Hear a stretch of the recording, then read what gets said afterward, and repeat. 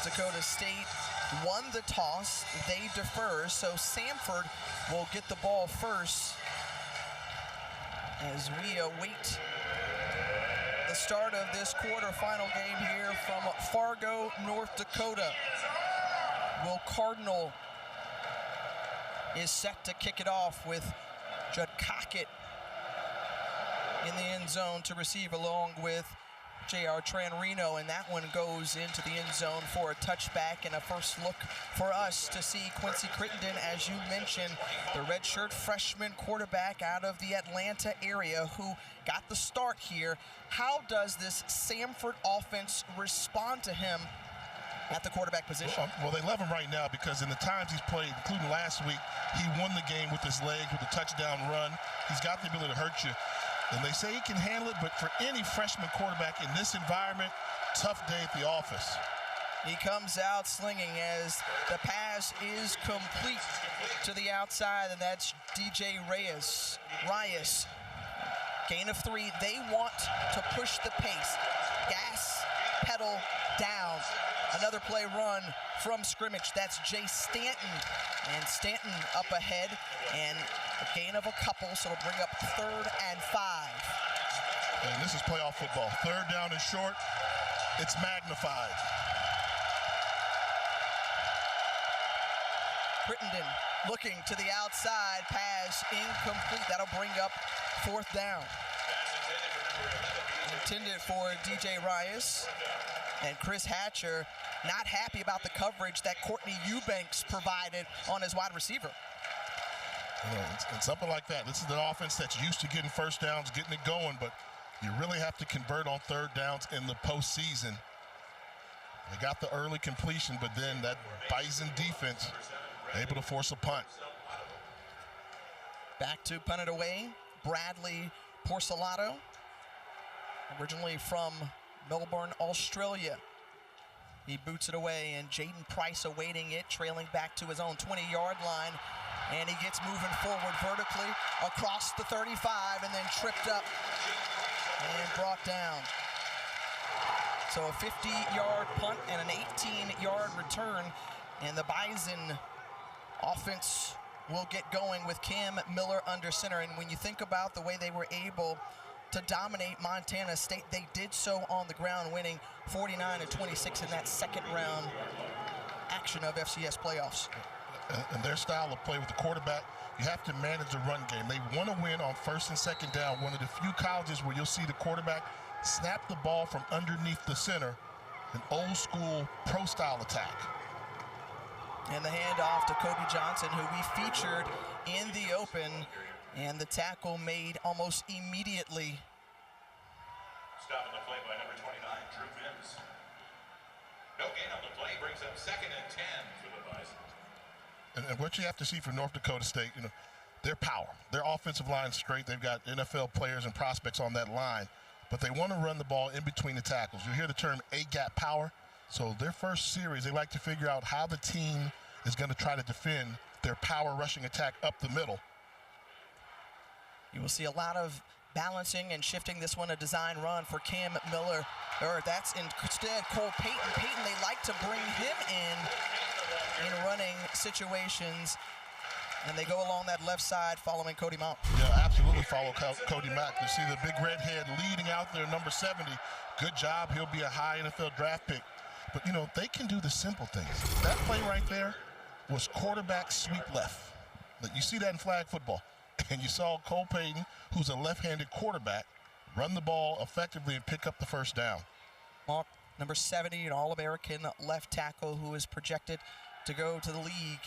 And that pass incomplete, broken up. Hakeem Johnson, a super senior in that secondary. That's one of the most experienced areas for this Bulldog defense. And on a very experienced defense where all the defensive backs have their degrees already, some transfers there. Now if you're Samford, take advantage of the mistake by North Dakota State. They don't make a lot. Them getting negative yards or 0 yards on 1st down puts them behind the chains. See if your defense can take advantage of that situation and not allow the Bison to get 3rd and short. to Merrick Williams on the carry, and again, tripped up near the line of scrimmage, and that's Seth Simmer. Seth Simmer, they needed him to show up big. That's what we heard from defensive coordinator Chris Boone, and an important stop there, bringing up now 3rd and 9. A good job by the graduate transfer from Dartmouth. Now 3rd and long. This is not Bison football. Having to throw the ball. They've got some targets out there that can stretch you, but unfamiliar territory for North Dakota State. They're the best in the conference, 2nd best in FCS football in converting on 3rd downs, better than 52%. They've got to get to the 41-yard line of Samford. Looking out to his right and just not on the same page with his receiver. That was intended for Zach Mathis, and that brings up 4th down. So the punting unit coming on for the Bison. Yeah, what a job. And it all started when the Bulldogs won 1st down. The 1st down incomplete pass, uncharacteristic for North Dakota State, put them behind the chains, and they were not able to convert and get a 1st down. Caden Steindorf back to punt it away with Judd Cockett waiting for it.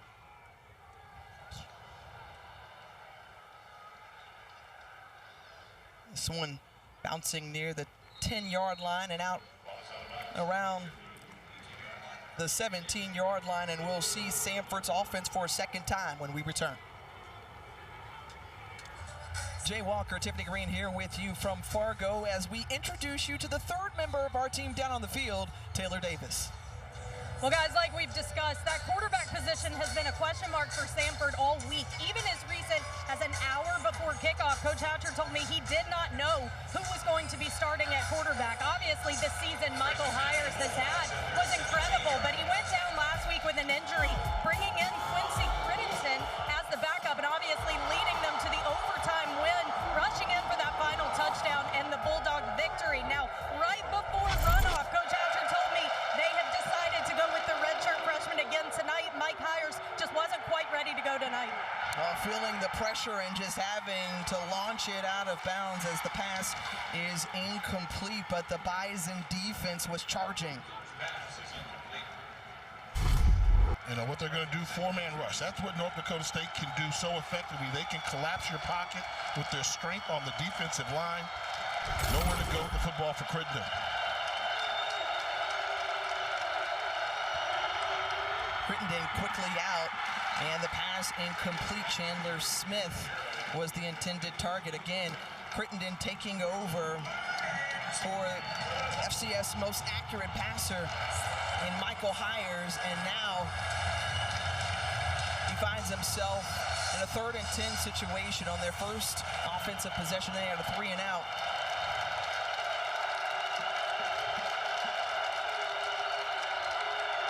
Nearly slips, keeps his balance, being pressured by Tony Pierce, and the pass too low and incomplete to Cockett.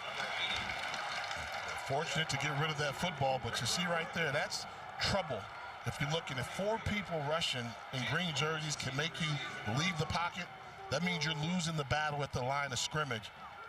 That's what North Dakota State wants to try to establish. Control the line of scrimmage early. And going back to Taylor's story about the quarterback selection, I thought because you have to throw the ball and you have to get rid of it quickly, you would go with Hires, Michael Hires. He's more of a passer than the young freshman Crittenden is right now. Coach Hatcher electing to use a dual threat. And Jaden Price calls for a fair catch. Well, the NCAA FCS championship coverage continues next weekend with the semifinals on ESPN2. Games will occur on December 16th and 17th. For more information, visit NCAA.com, the home for all 90 NCAA championships. So you know what I'm predicting we're going to see now on 1st down? We're going to run the football. Learn the lesson after the incomplete pass in the first one. Until they get a little rhythm, North Dakota State's going to try and muscle up against Samford. Starting on their own 38-yard line for a 2nd time, and they hand it off to Kobe Johnson, and Johnson with a gain of maybe a couple there. But right now, when you're facing off against a team that you talked about A-gap power. This is not an offense that Samford is used to seeing week in and week out. How do you game plan and scheme for this? Yeah, I mean, most people don't. I mean, power football's kind of gone by the wayside in college football, but what they're doing is they're not hiding it. They run a 3-3-5 front. Well, they're bringing a 4-3 look to the party. So they've got the 3 guys, but they're crowding the line of scrimmage with bodies, and it's something that North Dakota State has seen before. So what you're seeing is like a 3-4 bear look right now, covering the tackles, and the Bison will try and make some adjustments. Good tackle. Tackle made there by Cortland Marsh. Marsh quickly stepping up in the hole. Remember, he had a career-high 10 tackles in that game against Mercer at the end of the season. And this is how you come up and fill from the safety position. You'll see a white jersey. Well, look at number 1. Get small, settle, see the ball carrier, textbook tackle. Great play by Cortland Marsh. Now 3rd and 7 on the way for this Bison offense. Once again, not the position that they're used to being in. 3rd and long is not the Bison specialty. Pressure comes on the backside, and the sack is made as Johnny Johnson coming in and delivering the blow on Cam Miller. Wow, on the quarterback's blind side, little miscommunication. They did a good job of hiding it. Nathan East took an inside angle and unblocked to your quarterback. Mistakes you normally don't see from North Dakota State. Giving up the sack, and fortunate he recovered his own fumble. Loss of 10 there, and once more the punter on the field. Steindorf gets it off. I'll tell you right now, the Samford faithful back at Pete Hanna Center in Birmingham, they have to love the play of their defense thus far. Let's see if they can send some good juju this way for the Bulldogs offense. Well, the Bison inside the Fargo Dome, they've had a lot to cheer about over the years, winning 9 of the last 11 national titles. Their defense now on the field as Samford, in their 3rd offensive possession, really neither team getting things going offensively, just 5 total yards between the 2. This one to the flat and Stanton rather, with the catch and a flag coming out on the play. Yeah, it's going to be a hold on the wide receiver out in space. Looked like it was a really good block, but they're going to call it a takedown, I believe. Holding. Offense, number 10.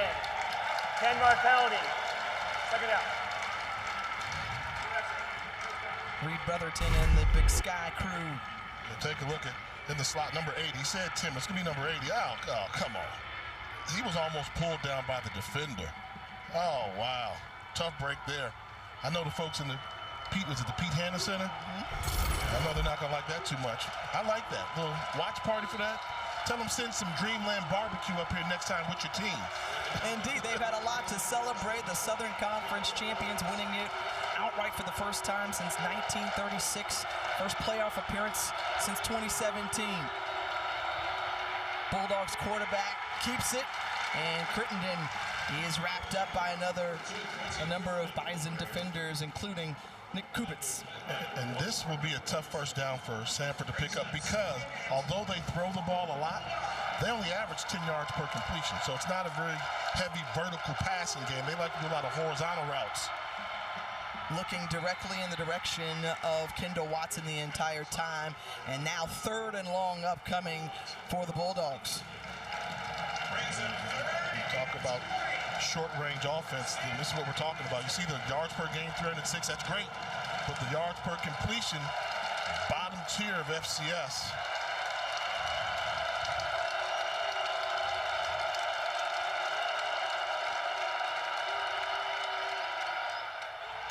And that one slightly deflected there, and again, Kubitz, who gets to start over Luke Wirtz, who's injured, and Nick Kubitz stepping in. This is how you play it. Just read the quarterback's eyes. Where's the quarterback going? You see Kubitz, he's looking at him, then he sees the throw come behind him and able to get a hand on it. That's good linebacker play from Nick Kubitz. 3 drives, 3 and outs for this Samford offense.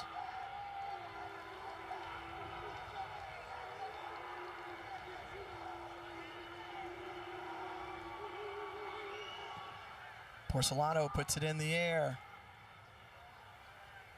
And fair catch made. We'll see if the Bison can get it churning on the ground when we come back. 13th straight playoff appearance, longest active streak in the country for North Dakota State. And when you think about what they've done over the years, I mean, they have owned FCS. 32-1 here at the Fargo Dome, one of the toughest places to play in the country. And then 17 national championships, as we mentioned already, 9 of the last 11 in FCS football. So they won at the D2 level, and they've won here at the football championship subdivision level as well. Cam Miller floats it over and is complete to Joe Stuffle, the tight end. And a gain of 11. They pick up the first down and move the chains. Did you see the touch on the ball on the run? That was a tough pass. I mean, he's got to throw this over the outside linebacker. He sees it. Look at the touch. That's all touch finesse. Look, he's watching that. That was a sweet one. That was a sweet one. So worried about threading the needle. That right there was finesse. That's one of those passes that Tyler Roll told us this week is important for him to get going. When he gets in rhythm like that, he can be incredibly accurate.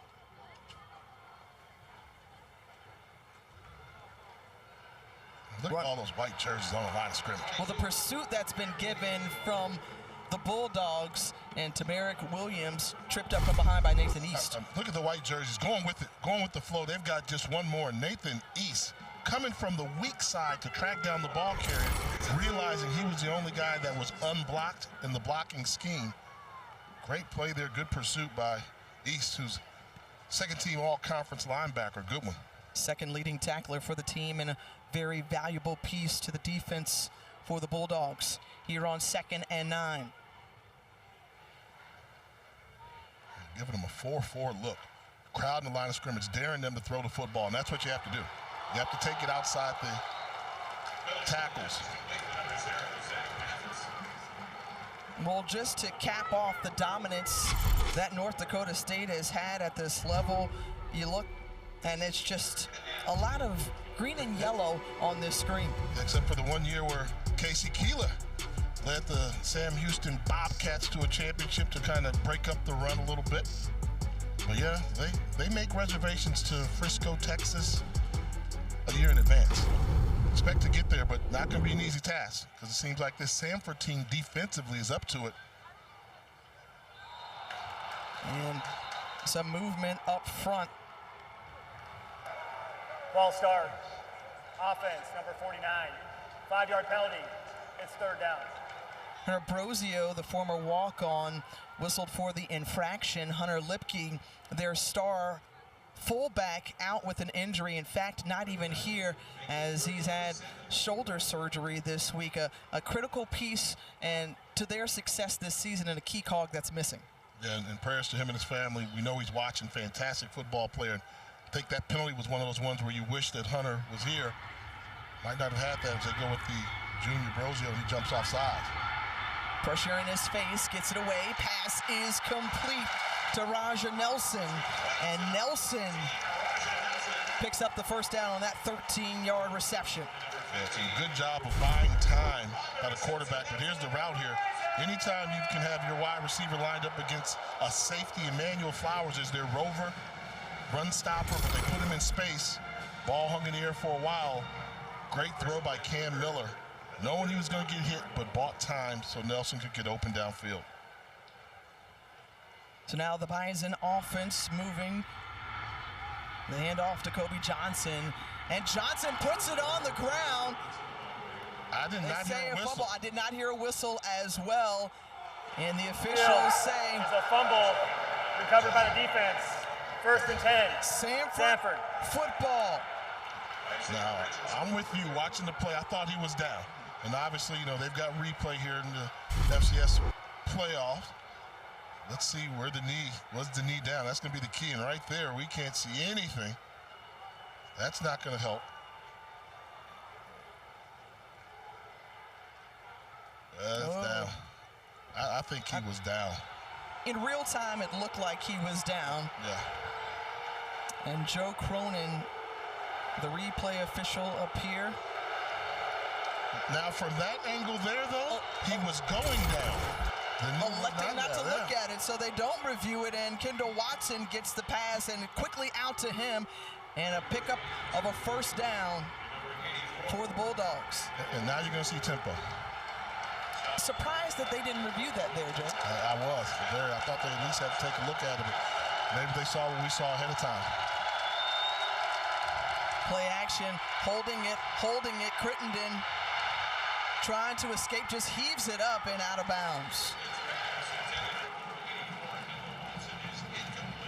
Again, an undisclosed injury to Michael Hires. Quincy Crittenden, if you're just tuning in, gets to start, the redshirt freshman on the road. First time Samford meeting North Dakota State. First trip here to the Fargo Dome, and you hear the noise.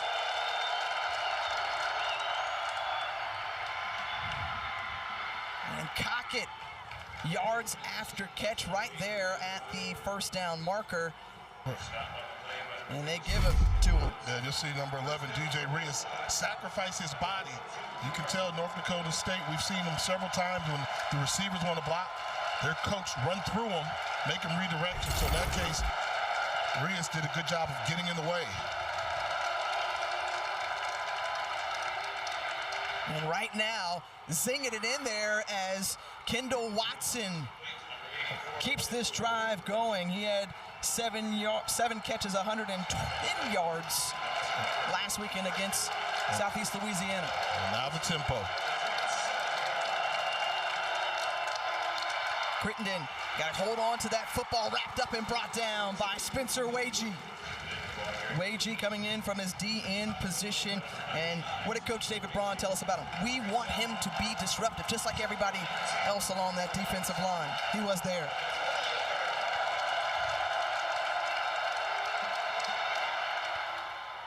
Good catch there made by Jalen Thomas. Thomas, who was a game-time decision, gets the nod. And yeah, go back to it. You appreciate that as a former quarterback, right? Absolutely. Help out your quarterback when he misses his accurate target. They're catching the Bison trying to switch right now.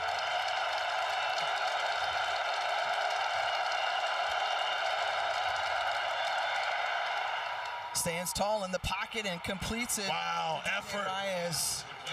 Effort. Look at the yards after the contact. He caught this ball 2 to 3 yards short of the first down marker. Miscommunication in the backfield, but knowing where he had to go, spinning, churning to pick up the necessary yardage. Inside the red zone are the Bulldogs for the first time tonight, and Chase Stanton on the carry and quickly brought down. And this is where it's going to get tough because you can't run at them, and the defensive backs are going to be a little bit close to the line of scrimmage, taking away those bubble screens. So this is going to be a tough task for Samford. Crittenden decides to run it himself, and that's what he can do, the escapability of Quincy Crittenden, and he's wrapped up by Courtney Eubanks. And he knows how to run. He had his eyes downfield, and then he saw a hole. You'll see this. He's looking. I'm looking downfield. Wait. Uh-oh. They left the middle of the field open. I'm the most dangerous man on the field. Good decision by Crittenden. 3rd and short on the way for Samford. Moving the football. Crittenden goes back to throw it, and he's sacked, brought down by Javier Derritt. And Derritt coming up with a critical stop there. And you wonder why you don't run the football there in that situation. It's not really what they do, but good job by the Bison defense surrounding the pocket. No room for Crittenden to escape. So Zach Williams coming on to attempt the 34-yard field goal to try to give the Bulldogs their first points of the ball game, and it's blocked. The Bison block. Pick it up. I think that was Spencer Wagee who got a hand on that. Jaden Price coming up with the recovery. Let's take another look at it here. That's just a low kick. That was a low kick, and maybe the nerves got to him first time kicking in a dome here, but this ball is not elevated at all. Wagee blocks it. Price picks it up. Missed opportunity for Samford. Think about that quick chain of events. You've got 3rd and 1. 3rd and 1, throw an incomplete pass, maybe go for a 4th and 1. And then instead you get a sack, block field goal, still scoreless ball game. Big hole there for the Bison defense. Of course, Javier Derrick coming up with that big sack as well. And now North Dakota State on offense, and Tamarick Williams stood up and driven back. They're going to force that A-gap on you. They're going to force it right now. Samford defense doing a great job. Seth Simner, Joseph Mira, Tay Berry, and Drew Mims. We've seen him active, but they're going to keep coming. They're going to keep coming. They're just like a little wedge. I mean, that was a real boring play we just saw. Picked up 4 yards. That's North Dakota State football. Well, that's what you said when we were having a conversation before the game. They just do the boring things, but they do them so well, and it wears you down if you're a defense over time. 22, Tamarick Williams. And Tamarick Williams being pushed out, and the fans wanted a little bit more as Hakeem Johnson finished off the tackle. Good look here at All-American Cody Mock, number 70. He's going to win his matchup. Look at that. Pancakes. Whoa, they're delivering pancakes. You got some butter? Go with that syrup. But he's a good one. You see the size, 6'6", 300 pounds, and he's next. He's a pro prospect, high draft pick. Trying to follow in the footsteps of Dylan Radins and other O-linemen who have come out of North Dakota State here on 3rd and 3, and Cam Miller on the carry. He's close to that marker, and they give it to him, 1st down. This is a North Dakota State offense rushing for better than 277 yards on the ground per game, 3rd best in FCS, and we come to the close of the first quarter. We'll see Time out in the field.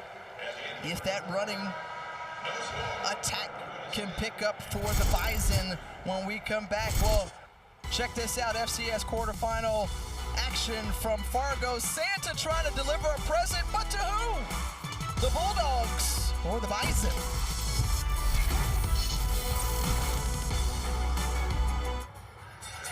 Tomorrow at 8 Eastern on ESPN and the app will have the 88th annual Heisman Trophy ceremony. The 4 finalists are all quarterbacks: Jay Walker, Georgia's Stetson Bennett, TCU's Max Duggan. How about Ohio State's hurler CJ Stroud, and Caleb Williams from USC? Chris Fowler host for the 29th straight year. Caleb Williams. That was quick. I didn't even have a chance to ask. You were just like, boom. I think it was. I'm going to drop that. And I got to ride with it because I said it early in the year. He was a dark horse guy to watch out for. I think he did enough. Cam Miller getting it away. What an outstanding grab. One-handed catch made by Hunter Brosio. And Brosio showing off the hands. Well, he owed him one. Remember, it was Brosio that jumped off sides earlier to kind of kill the drive. Well, here, screen pass, sails a little bit, and makes a great one-handed catch. Picks up positive yards on 1st down. You're just tuning in. Jay Walker, Tiffany Green here with you, along with Taylor Davis down on the field. North Dakota State, 16 plays for just 49 yards and a fumble in that opening quarter. And Nelson, good enough gain for a 1st down. Cam Miller, the junior, coming in, who's played well, really, over the last month. And this is a group primed and poised at this time of year. The experience of playing for North Dakota State and knowing what it's like to play football. A lot of pressure comes with being the signal caller for the Bison. You know, the success they've had, the Carson Wentz, Trey Lance, Brock Jensen, Easton Stick, all those guys are measured by championships. Cam Miller wants his. Miller going for it on the outside, the shot taken, and the pass is incomplete, intended for Eli Green.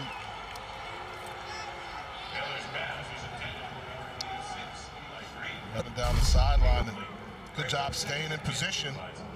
Tries to locate the football, but then able to run with him. Not enough contact to warrant a penalty. But you'd like to see him try to identify the ball and maybe turn around and make a catch or an interception. That was Isaiah Richardson on the coverage. Brings up 2nd and 10. Razzle-dazzle. Little razzle-dazzle reverse here, and Raja Nelson along that left side and steps out a couple yards before the marker, gain of 8. You know, this is their version of razzle-dazzle. Another run. Just another different way to run the football. Give it to the quarterback, then reverse. You slip Nelson around the edge. Downfield blocking and helps you get in the 3rd and short, which is Bison football. Ball now at the 35-yard line. Now this right here, Samford. Buckle up. Okay. Get your seatbelt on, because North Dakota State's going to bring it, and we're going to see how Samford can react to the power of North Dakota State's offensive line. They handled it well in the first quarter, and they are there to meet at the point of attack. And they tackled Tamarick Williams, I think, about a yard and about a yard and a half short. Yeah, but they let him get that second lunge. They had him behind the line of scrimmage, and this is a great job getting back to the line of scrimmage by Williams. But because they're out of field goal range, let's strap it up and let's do it again on 4th down. They did a great job doing it.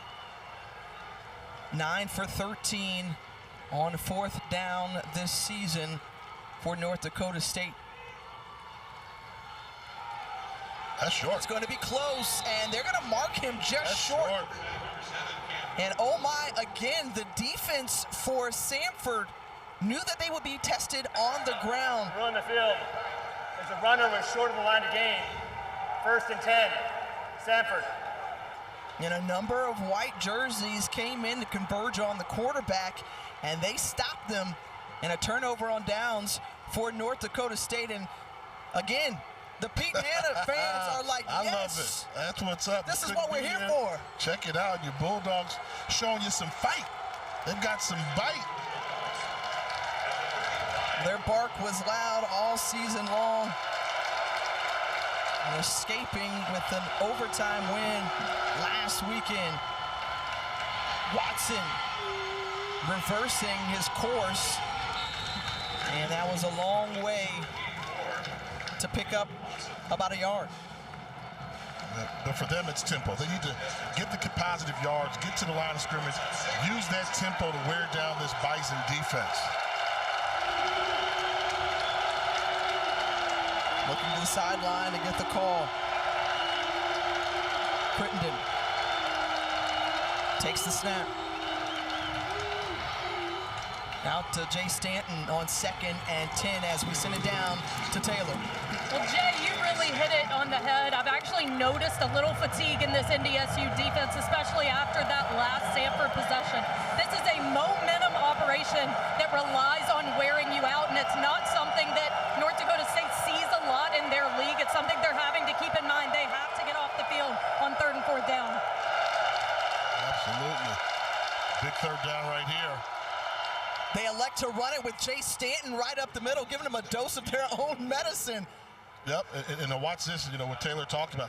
Now, I'm going to say the Bison are in trouble because Samford got the 1st down, and then they like to go tempo after that.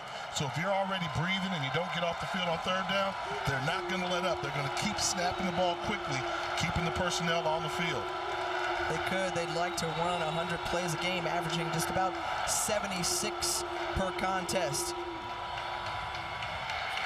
Crittenden thought about it, pulls it down, decides to run it. Good decision there. And across midfield and into Bison territory. And you see, when you get a little tired in the trenches, you don't get there. So the line is making a little push, but they can't get to the quarterback. So when they were able to surround him at the beginning of the game, now there are gaps within the defensive line. Fatigue. So far, the redshirt freshman handling the moment well for the traveling Bulldogs. Jay Stanton finding a little running room. And what they're trying to do, the defensive coordinator, David Braun for North Dakota State, he's trying to substitute D lineman when he can, but When they don't substitute and they're on the far sideline, there's nothing you can do. So right now he's caught in a personnel grouping he may not like with a couple backup defensive linemen in the game.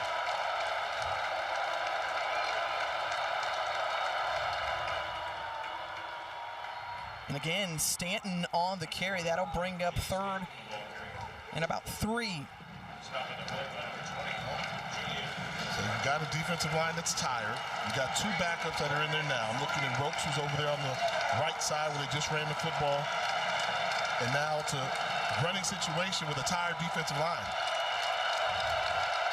The line of the game, the 29-yard line for the Bison. And it's 4-down territory. So tough situation right now for North Dakota State defensively. They hurry up, get to the line, and then wait for the signal to see the personnel grouping for North Dakota State, and then delivering a pass too tall for Kendall Watson, And now 4th and 3 as Spencer Wagee, the senior defensive end for the Bison, down on the field. Yeah, offensive coordinator Ricky Turner. They got him on the ropes. Their D-line is tired. It's 4-down territory. We thought, run the football. This is the playoffs. If you gain 1.5 yards, you're that much closer to keeping your season alive. Now you're looking at a 4th and 3. Probably going to run, and Wagee will have to sit out this next play, which would be big on 4th down, but we will step aside here from the Fargo Dome as they take a look at Spencer Wagee. Scoreless ball game with under 9 minutes to go in the first half. A big 4th and 3 coming up out of the timeout for Samford. Last time they drove down the field the opposite way at a blocked field goal. This time they're trying to extend the drive here. A little trickeration and reverse back the other way, and that's Kendall Watson who's held up short. So big stands on defense on both sides, and this time the Bison come through. Yeah, great play there. I thought there might have been a face mask the way he went down awkwardly, but a disciplined defense like this can't beat him running sideline to sideline. 8:53 remaining in the first half. North Dakota State with the ball when we come back. Will Mostart helping this North Dakota State defense to get off the field. Another look at it here as he makes the big tackle. Really slowed down the momentum of the runner by spinning him around. You could tell the runner was going to make that forward lean to pick up the yardage necessary, but a great stop by Mostart. Cam Miller and this North Dakota State back on offense. And what do they have to do to get something jump-started here, Jay? Well, they got to put their will on them. You know, right now they're not playing the typical North Dakota State football where they stay ahead of the chains. Right now they can't get the running attack going. You rushed for over 400 yards a week ago, and got to give credit to the big guys up front for Samford. Those guys are playing a whale of a football game.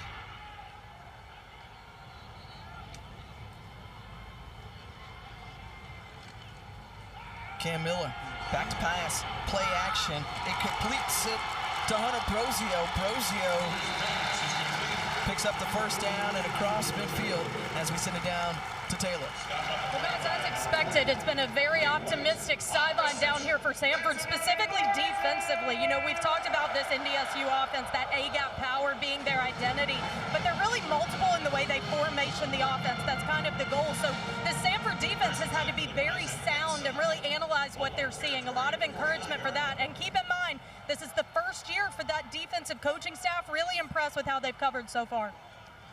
Hey, Taylor, check this out, though.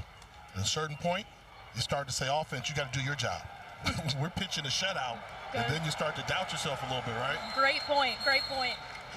And that was one of the changes that Chris Hatcher said he needed to make. They were in a number of close ball games last year, finished the year at 4-7, but saw a drastic turnaround in part because of the defensive change and new coordinator Chris Boone coming in. And Boone's doing a great job. You know, I asked him, how do you stop the power run game? He said, I don't know. I'm going to have to feel it out when I get there. So far, this defense has been lights out. I mean, they've created a turnover. They've got a fourth down stop. So they've done a good job. Just scoreboard just not helping them.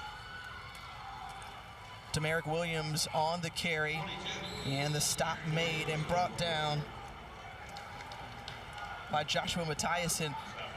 What you got, Taylor? Yeah, Tiff, you mentioned it. They actually had 5 one-possession losses last season, and the players I spoke with this week told me it started in the spring with physicality and mentality. That was really the emphasis of this coaching staff, and they've seen it through the postseason. Well, the physicality bringing down Tamarick Williams on that last play. He is the injured Bison down on the field. That could be critical here for this offense as we step aside from Fargo. Well, you hate to see this as Tamarick Williams barely putting any pressure on that right leg. He was down on the field for some time, getting aided off the field and coming off a 100-yard rushing performance last weekend.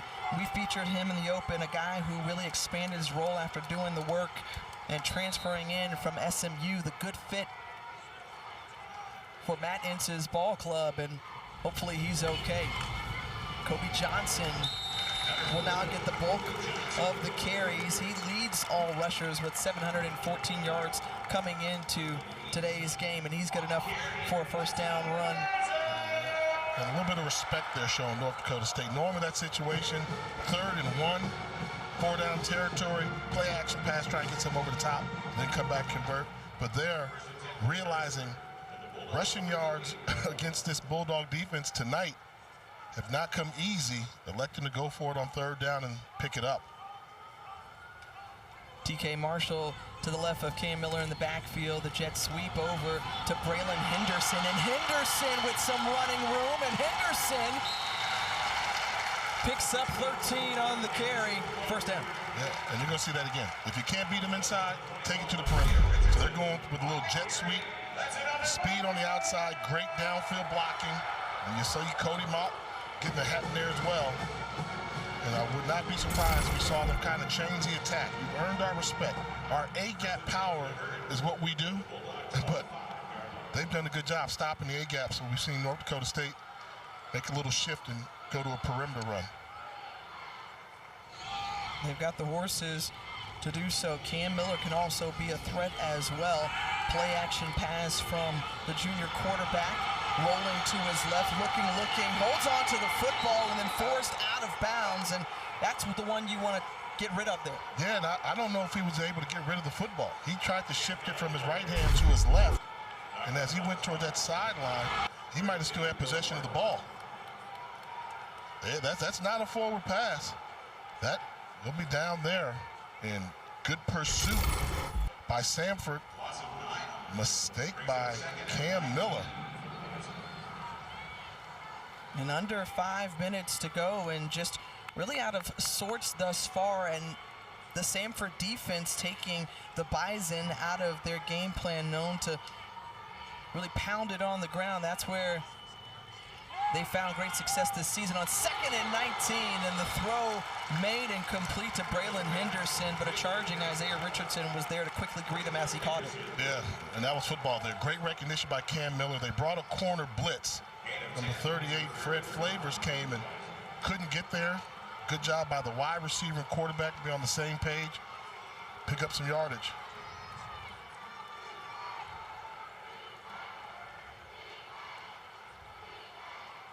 Notice how quiet this place gets when North Dakota State has the ball.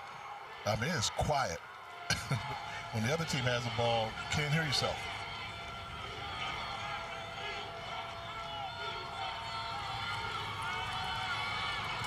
Miller surveying, throws it across his body. What a great catch made by Zach Mathis. Mathis inside the 5.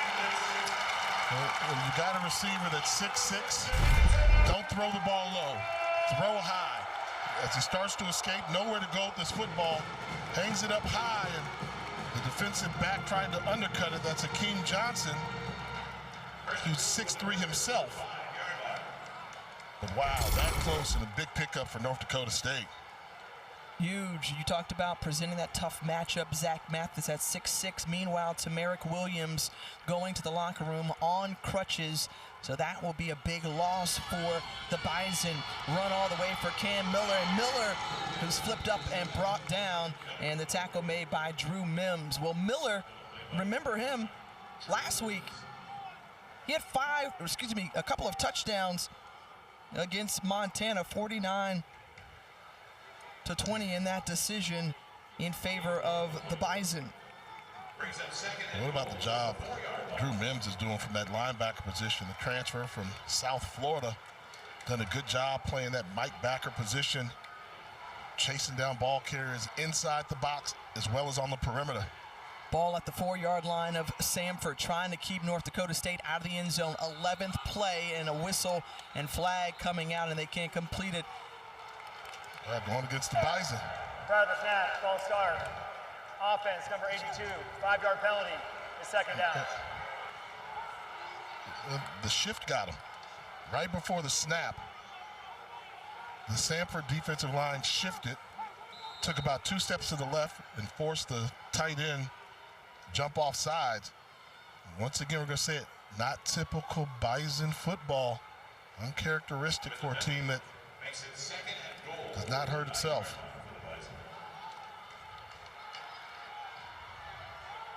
Couple of false starts, not on offensive linemen for North Dakota State here. 2nd and goal.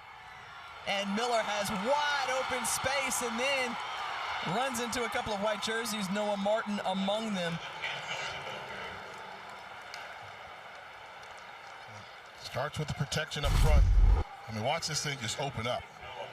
Nobody there. Makes a quick decision to run the football. Smart decision. Then met by a number of white jerseys. Ball now at the 2-yard line as Kobe Johnson running in again. No Hunter Lipke, and no Tamarick Williams. Williams going out with an injury on this drive. Lipke having shoulder surgery, so. Run it left. Go behind Cody Mott. That's your All-American lineman. Run it left. Instead, play action into the end zone and touchdown. Joe Stuffle hauls it in.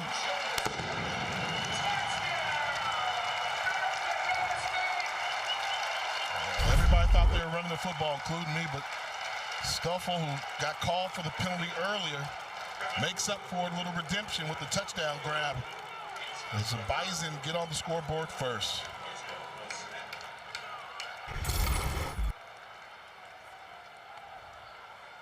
Joe Stuffle, the tight end, puts him on the board, and then Griffin Croza makes it a 7-0 ball game.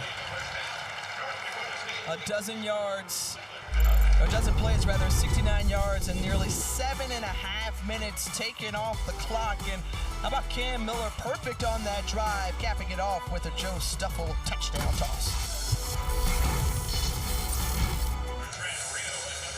Welcome back here to the Fargo Dome. The reigning FCS national champion North Dakota State Bison getting on the board, and our first score in about 28.5 minutes of gameplay so far. You expected that, Jay, or no? Well, sooner or later the Bison are going to show up. And the Bison, that was a typical drive. Ball hogs ate up all the clock, time of possession. And at the end of the day, it's been a hard-fought first half, but they're looking at a great opportunity to go into the locker room with the lead, which would be crucial. We'll kick off your Week 14 NFL Sunday at 10 a.m. Eastern with the Countdown crew on ESPN and the ESPN app. They'll have all the early breaking stories, injury updates, and previews of each game right up to kickoff. I'll tell you, the Eagles and Vikings can clinch Sunday. Philly, if they can pick up a win over the Giants. So if you're just tuning in, Michael Hyers, the most accurate passer in all of FCS, out with an undisclosed injury. Quincy Crittenden, who's come in relief over the last 2 weeks to help propel this Samford team, has done a nice job thus far, starting at quarterback today. I mean, tough task. A freshman making a start on the road here against the one of the top teams in the country. He's hurt him with his legs, missed a couple throws he wished he had back. But ultimately, as a quarterback, you're judged by how many points have you put on the board. He's not been able to get Samford any points. And they could snap it before. Instead, a North Dakota State defender running off in enough time. And Samford just taking their time as the Bison will get the ball to start the second half. Crittenden brought down. Oh, it's on the ground and picked up. They're going to wave that off as Michael Titze runs into the end zone. They'll have another look at it here, but we saw one of the officials running on from the far side, waving him down. And that's what you can't afford to happen. When you make a decision to run the ball, you're saying you're willing to go into the locker room down by 7. And that was Spencer Wagee creating havoc along with Cole Mins. Timeout. North Dakota State. They're first. I'm going to say he's fortunate the ruling on the field was down. Because when you look at those replays, close enough where if they'd have called it live, you wouldn't have enough to overturn it. But since the ruling on the field is down. Game clock operator, please reset the game clock to 35 seconds. 35 seconds. Thank you. Another look at it here, Jay. It looks close, and the hand is coming in, and the knee is down right now. And you could say it was close, but yeah, I think they got it right on the field. You agree? Yes, and very fortunate, as you mentioned, Jay. The 35 seconds remaining, third down coming up. North Dakota State wants the ball back. They spent the first of 3 timeouts. They come up with the stop here.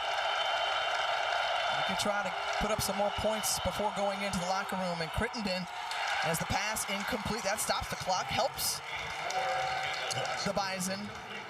And the punting unit will come on for the Bulldogs. You allow them to keep a timeout as well. So now special teams becomes a key.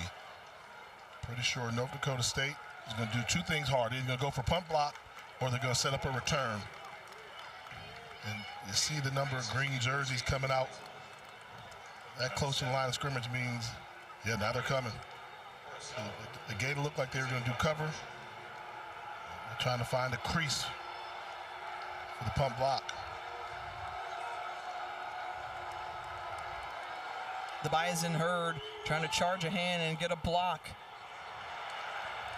And this one out of bounds. And so 25 seconds to drive the ball down the field as we give you a chance and remind you that our Week 14 Monday Night Football matchup has a great matchup between the Patriots and the Cardinals Monday at 8 p.m. The Manning Cast is also over on ESPN2, and our coverage begins with Monday Night Countdown at 6. And before the Bison get a playoff, let's send it down to Taylor. I think an interesting element of this, guys, you've got 2 teams who are very confident in who they are and what they do offensively, and 2 defenses that clearly came well prepared to stop it. And a word I've heard on the North Dakota State sideline is adapt. Do you feel like the team that adapts in the second half will find that success they're both looking for? Well, thanks so much, Taylor, and a great point, because we came in talking about how North Dakota State loves the ground attack. They're going to pound the football. Samford, their identity is throwing the football, and they want it to move with pace, and both got a chance to assert that here in the first half. Yeah, and they're filling out. Great coaches make the halftime adjustments. You know, it's going to be what the halftime adjustments are made there, and I think North Dakota State kind of found out what they're going to do. You'll probably see a lot more play action from them in the second half. But very important, I think, right now for Samford to go into the locker room just down by a score, just down by 7. You can't give up any yards or another field goal attempt. And plenty of time for Cam Miller, but really nowhere to go down the field. And then he decides to tuck it and run himself, keeping him in bounds. And with 4 seconds remaining now down to 2, they spend their final timeout.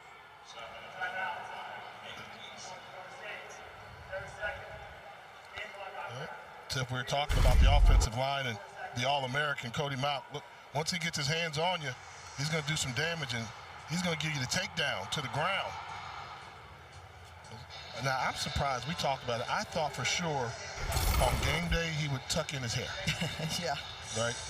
But, look. But that's been a development over the years here in Fargo, because when Cody Mauch came in from Hankinson, North Dakota, just about an hour or so from here, you see the difference, you know, the nice cut of the freshman in 2017, and then you see there in the current and present day Cody Mauch, he's long, flowing, free spirit, and also made a position change as well and turned into an outstanding offensive lineman, an All-American from his left tackle position. Timeout. Samford, they're first. 30 seconds. So Samford spins a timeout, but going back to Cody Mauch, I mean, you think about the guys who we mentioned before, Dylan Radins with the Titans, Cordell Volson, the last to be drafted out of here for the Bengals, and now Cody Mauch finds himself as the rising star along that offensive line. And as coaches described him, one of those true bison. And what they do, they grow them here, you know. So you see what they talk about, low ego. They all said no ego. Leave your ego at the door. We've got championships before. We're going to get them when you're gone. Sacrifice, blue collar, toughness. You got to be tough here. And think about Cody Mauch. He was a walk-on. So he came here to walk on to this program, wanted to be a Bison whole life, and on his way to being an NFL football player. They added a couple seconds on the clock. Final play, if not a penalty, and now we see one down at the 4-yard line as Zach Mathis is down and gets up under his own power. Or still shaking up. It seemed like he got the wind knocked out of him. Personal foul. Defense. A hit on the defensive player. Number 4. 15-yard penalty from the previous spot. Automatic first down. There'll be one on time down. So now I think you go for the field goal try now. So they're going to go back from where the ball was snapped, which is about the 40-yard lines, go 15 yards, so you'll get it at the 25-yard line.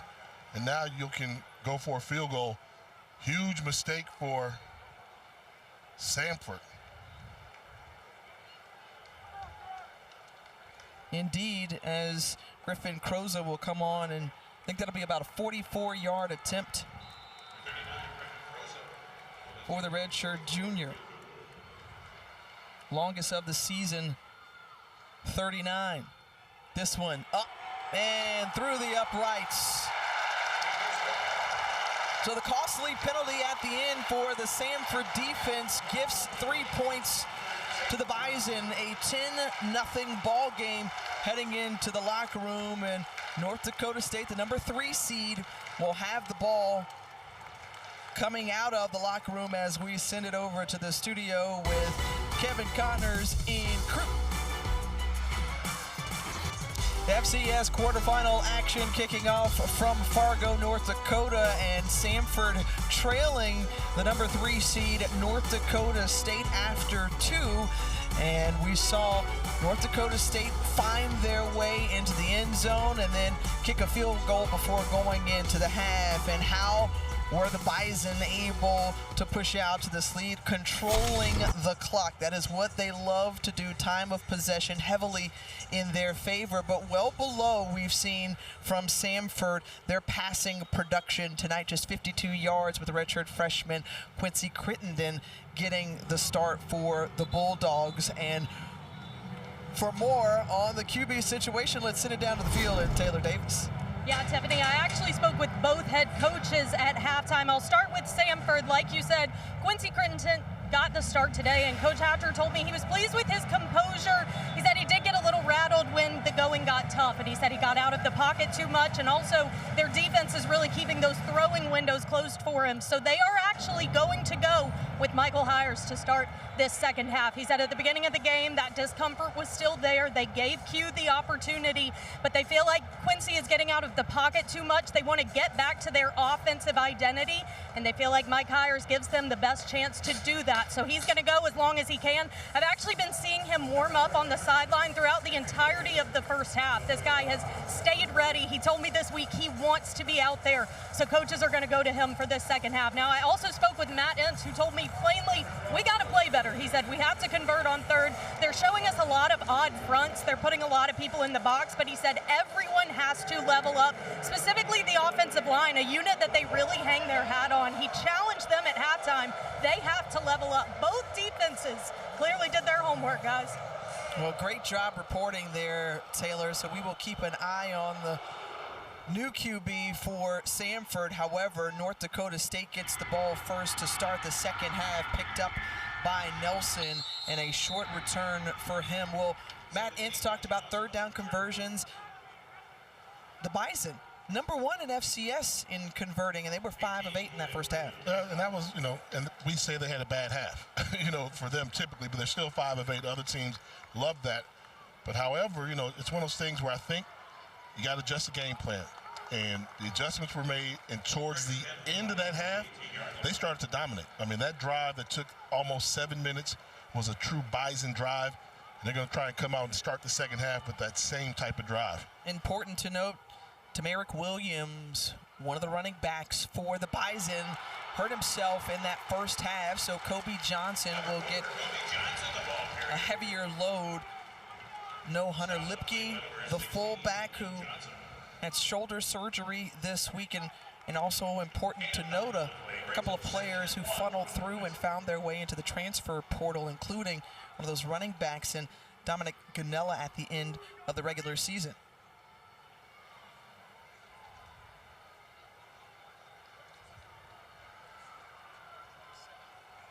But one thing we knew about the Bison, 118 players on this team, a lot of players that he can go to, and TK Marshall on the carry there. Yeah, now you got to pay attention because we know that Williams is out. Johnson we saw kind of walk off the field just now a little gingerly, going with TK Marshall. But I'm going to say the key for Coach Ince, you can almost do running back by committee. You got that offensive line. As long as those guys up front stay healthy, the North Dakota State is always going to have the advantage in the running game. Cody Malk, Nash Jensen, Brandon Westberg, Jake Kubis, and Ray Zabel up front protecting on the carry, and Nathan East bringing down TK Marshall after a gain of 3. Yeah, nice design schematically by Tyler Roll. They probably shifted about 800 pounds of muscle from the left side over to the right side.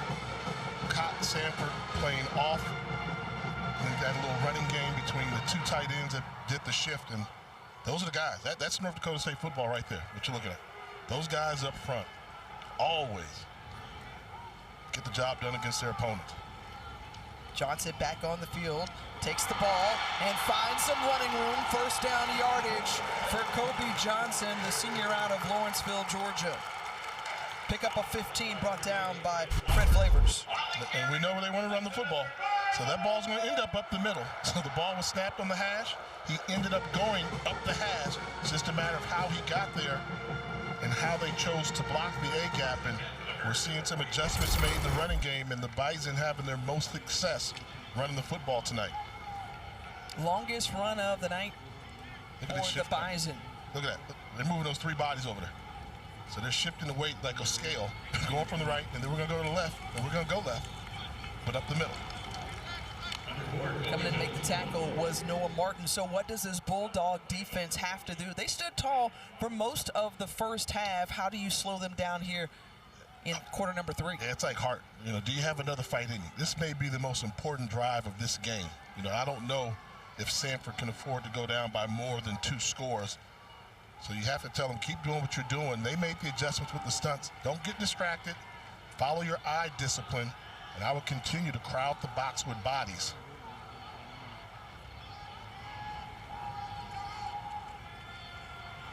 Cam Miller looking to pass on second down, wide open, and a soft spot is Joe Stuffle. Stuffle, who already had his first career touchdown, going for a second.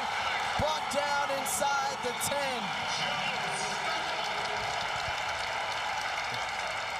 And prior to the alignment, there was some confusion in the secondary, and they just didn't line up right the proper way.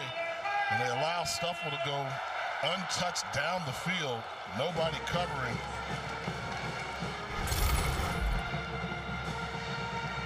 And right now in the danger zone, if you're the Bulldog defense, after that 47-yard catch and run to Joe Stuffle, 1st and goal from the Samford 7. TK Marshall taking his time, going out wide to the left side and in for the score. The 7-yard scamper for the junior out of Minneapolis.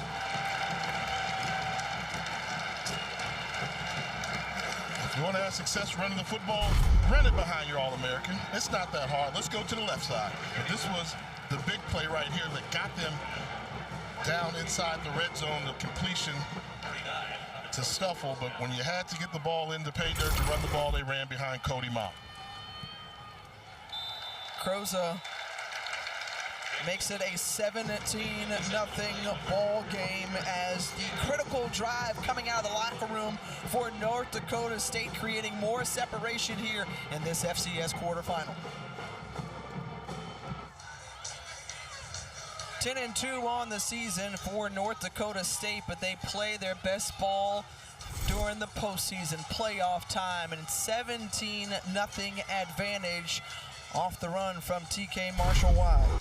And this is a good job of going left behind Cody Mock, and then the vision to get to the outside and bounce by TK Marshall. And that's what college football is all about. I mean, he's the 3rd string running back here behind Kobe Johnson and Tamarick Williams. Williams goes down. Next man up. Now Marshall gets an opportunity to carry the load here in the second half, maybe. Samford down by 3 scores on the road. First time trip ever to face off against North Dakota State.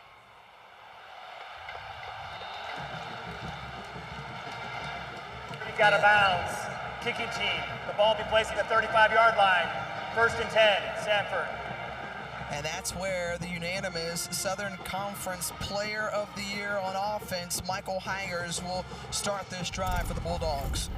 You know, he's a guy, he's a difference maker. If this game's going to become a throwing contest, you're down by 3 scores now. You need to score quickly in the passing game. You can't run the football. Let's see if he can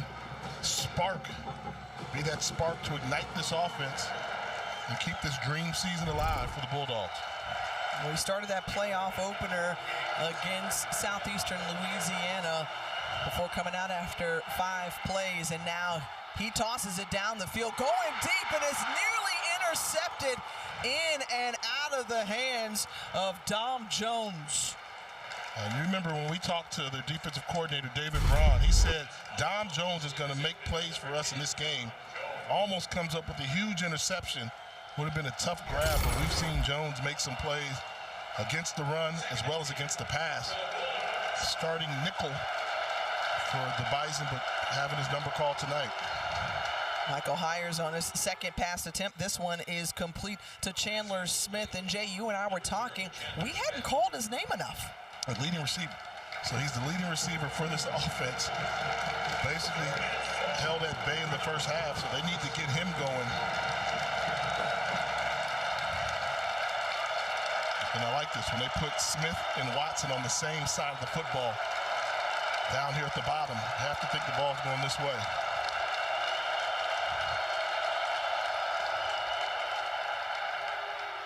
The pass out to Chandler Smith, and he completes the pass. And again, they're going to call number 0 and number 84, a steady dose of that on offense for Samford. This is good defense. I mean, he literally just had to muscle himself, and that's the quarterback and the wide receiver being on the same page, because you might have thought he would have looked someplace else, but he believed in Smith. Hires stepping up in the pocket and had an open man and just missed J.R. Tranrino. And I will say this, he missed the pass there, but you get a sense like he's got a little bit more command in this offense. He attacks the defense a little bit more from the pocket than we saw from Crittenden. Well, it was clear when we talked with Chris Hatcher, the head coach for Samford, like, Hires is the guy who got us here. And so if he was tough enough to start this ball game, he would have made the decision coming out of the locker room. But now he gets to play perhaps heroics here for Samford coming in for Crittenden as the tables turn now.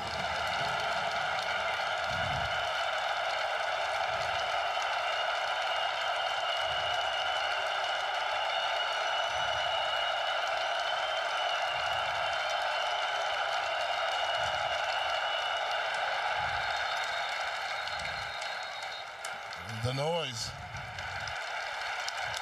Ball start. Offense, number 72. 5-yard penalty. It's third down. That goes against the right tackle, Gavin Orr, their most experienced lineman up front. And Jay, one of the things that you and I talked about before, they didn't do a walkthrough here inside the Fargo Dome. And it's tough to simulate this type of noise in practice. Have to get to the 40 of the Bison on third down, and right into the hands of the defender, Dawson Weber, first team all-conference safety. The interception and the play made by one of their playmakers.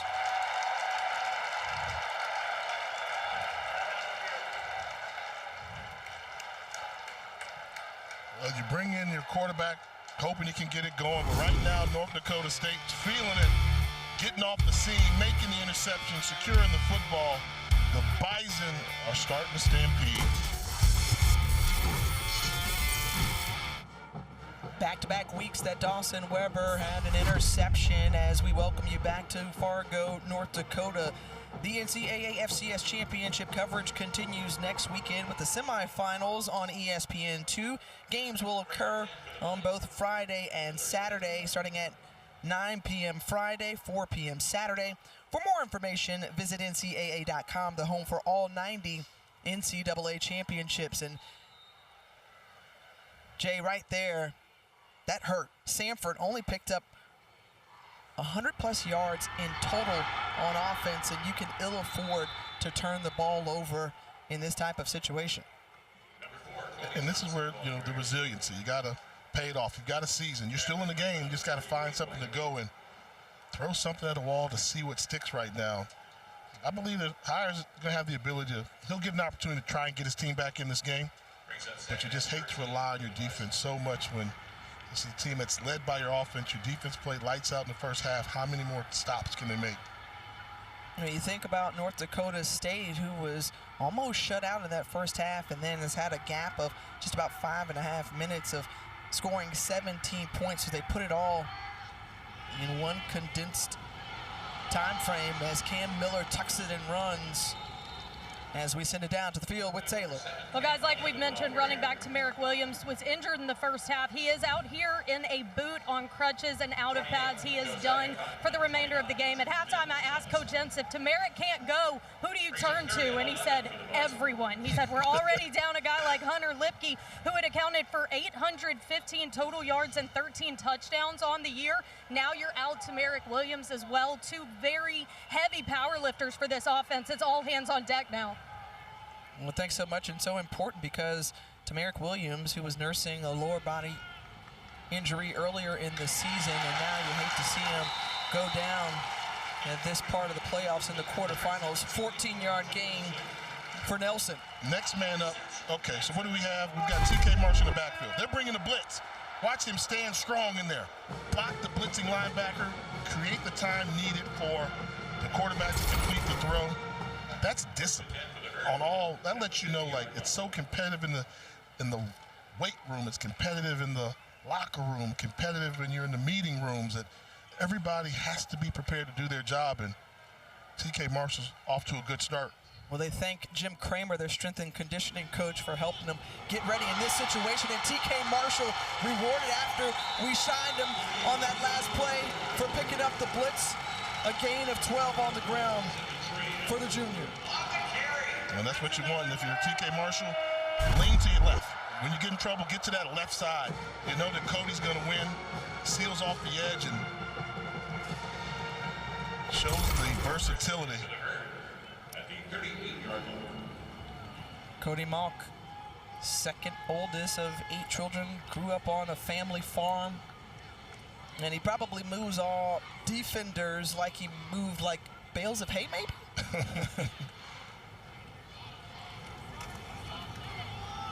On the handoff, and it's TK Marshall again, swung down and brought down. That's North Dakota State. Yep. Why is it North Dakota State? What down was it? First down. First down. Simple run play. How many yards they pick up? Probably about 3 or 4. Yep. 4 yards. It's boring, but that's the winning formula. The clock continues to tick. This is where they're ball hogging right now, trying to win the time of possession, playing at their pace. Well, we talk about what makes this North Dakota State program so prolific and elite. They know how to run the football. And what do you need to have at this stage of the season? You've got to be able to run the football in order to compete for a championship. They're one of the best to do it in the country. And this is a system that has worked. You know, year after year, you go back to Craig Bowl, who won a number of championships, and then his successor, and Chris Kleiman, also had great success, delivered 4 titles, and then Matt Ensis is like, well, look, I was on staff, and now I just got the keys to the Cadillac, and I'm going to keep on rolling. I like you call it a Cadillac and not like a Ferrari or a Porsche, because this is the big hog. This thing can ride. And when it gets going downhill on you, making you feel the power.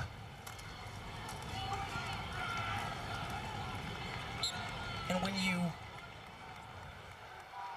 watch this Bison team, and if you've seen them in the past, you understand that these are customary numbers that they're used to putting up year in and year out on their ground attack. Yeah, I mean, just look at that. I mean, averaging that many rushing yards in the high 280s. You see why. And it all starts with the guys up front. I mean, I remember first coming back here years ago when Craig Bowl was the coach, and he was bragging about the strength and conditioning and what the program needed to advance. And Raja Nelson with another reception for tonight for the wideout. And then when you pay so much respect to the running game, crowding white jerseys in the box, then they can spread it out with Nelson and outflank you and just execute to set up 3rd and short. You see him at the end of the play grabbing hold to his lower right leg, and we will step aside as the trainers tend to him on the far sideline near Samford. The junior wide receiver, Raja Nelson, still down on the field after that reception. The tackle was made, and he was brought down by Emmanuel Flowers. His right leg is where he went to go grab the lower part of it, and you see the cart coming onto the field. And right now, Jay, we talked about being able to run the ball in playoff football, but also staying healthy is an important piece. Hunter Lipke, the fullback, out with shoulder surgery. We saw Tamarick Williams go down. He's on the sideline in crutches. And now Raja Nelson is about to be carted off. This has been a physical football game. And Nelson not only is a wide receiver, but he's their leading kickoff returner as well. So for those return yards there, we've seen him on some jet sweeps. He's the most athletic of the wide receiver group that they have.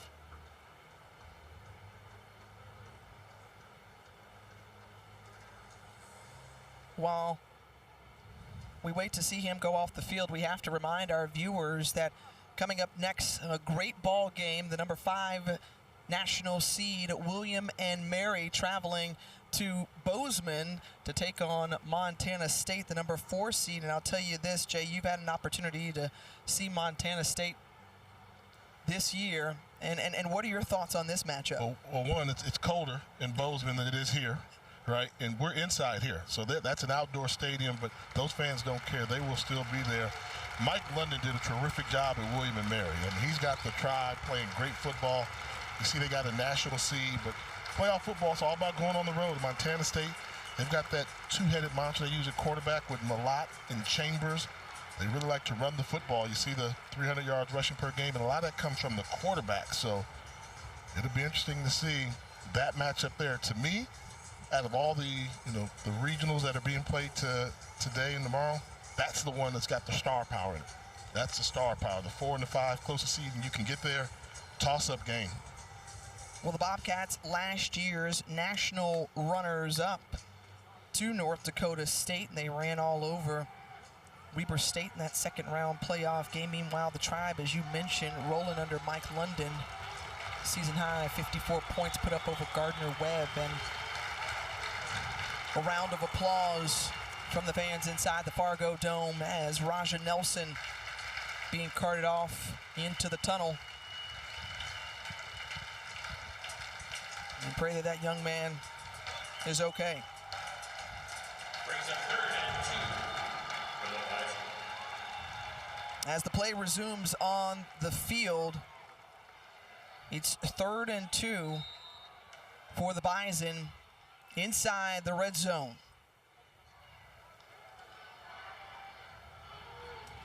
An unbalanced line to that right side, and it's Cam Miller going the other way, and Cam Miller brought down by Nathan East at the 2-yard line after a pickup of 17. And just the misdirection. You think they're going hard, power gap, but they slide Luke Waters in, number 34, the fullback to serve as a lead blocker, and the rest is all Cam Miller weaving down closer to the goal line. Now we're starting to see North Dakota State play North Dakota State football. Cam Miller, who's thrown for a touchdown, found Joe Stuffle earlier in the last couple of weeks, has racked up 7 touchdowns on the ground. Will he call his own number? They hand it off to Kobe Johnson. Plugged and stopped. Number 4, Kobe Johnson, the ball carrier. I'm going to say they've done a good job taking away the A-gap power, but not the perimeter. We've seen the runs get to the outside where they've had success. So you can tell they came in here saying, we're not going to let them just run the ball downhill in between the guards on us. However, we have seen the Bison have success when they get to the perimeter. Out of the shotgun. And Miller trying to go to the perimeter, cuts back inside, and does he cross the goal line just short of, and it'll bring up 3rd and goal. See the spot. Anytime as a quarterback nowadays, you go head first. They tend to mark you down where you started to go down, even though he wasn't doing it to give himself up. But the ball was not in there. They put it about as close as you can get it, though. Look at that football. That football's on the 1-inch line. All right, 2 inches.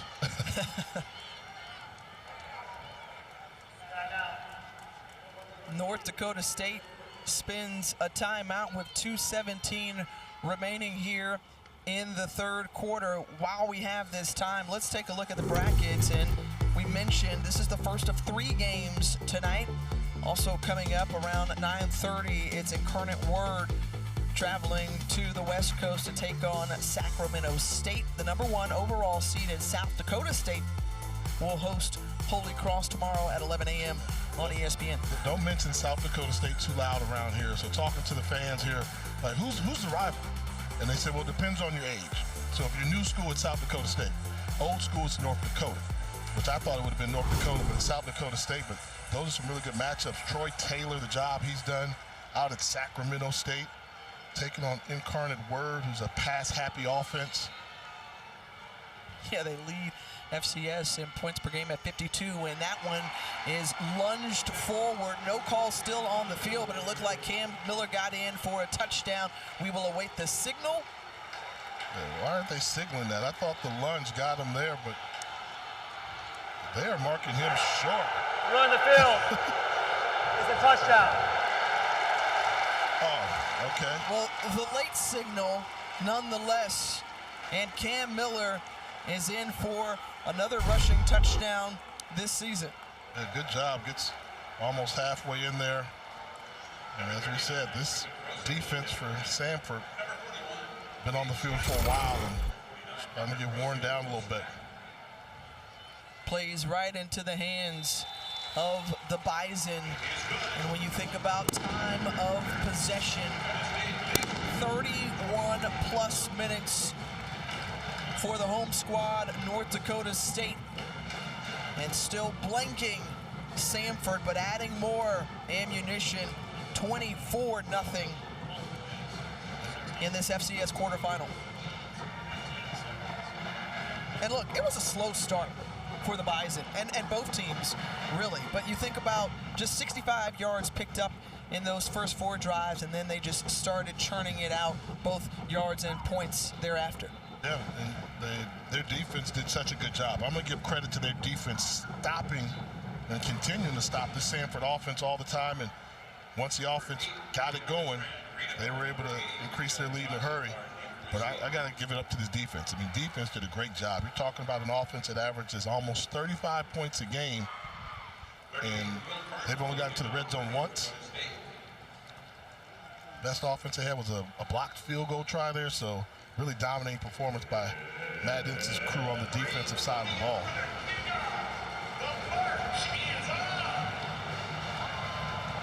The Samford program, champions out of the Southern Conference, came in at 11-1, only lost to an FBS opponent in Georgia, but now on the road and on the ropes, down 24-0. Judd Cockett on the return, and he's brought down. Well, tomorrow afternoon, college basketball doubleheader coming your way. North Carolina hosts Georgia Tech in the ACC at 3:15 Eastern, looking to snap their 4-game losing streak. Then Jalen Wilson and number 6 Kansas taking on Missouri in a matchup of former Big 12 rivals. Both games are on ESPN and the ESPN app. Those are some serious brims those guys are wearing. They're cowboy hats, but you know, in the city we call them brims, but I guess they would be considered cowboy hats out here. Showing some style. The handoff to Jay Stanton. And a solid gain on first down. Pick up of a 3. Now, if you're North Dakota State, that's what you like to do. You pick up those 3. But since Michael Hires coming in to start the second half, 205, 15 yards through the air, we'll see if he can get into a bit of a zone to help his squad work out of this deficit.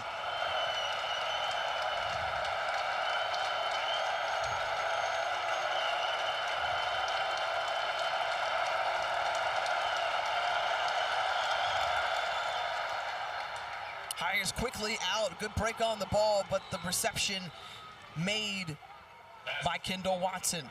And this secondary is doing a pretty good job as well. And remember that interception by Dawson Weber on the previous possession? That was really the one. And Weber's like an example of a North Dakota State type guy. Coach has said he's really matured since he's been here on and off the field. He and Michael Tutsi were both 6-year guys. They could have played at other schools. Some other schools wanted them to enter the portal, but he showed the maturity to say, no, I want to stay what we're doing here at North Dakota State. And played a great football game and turned into a really good football player overall. On 1st and 10, Hires is wrapped up and brought down by Javier Darrett. No, that's instead Cole Mins, excuse me. 4-man rush. I mean, this is what North Dakota State can do that a lot of schools can't. They snuck another linebacker in there as well to get him out, but 5-on-5, they're still able to collapse your pocket. You've got a quarterback that's already been hit with some injuries prior to the game. You have to do a better job. Second sack of the ball game for this North Dakota State defense.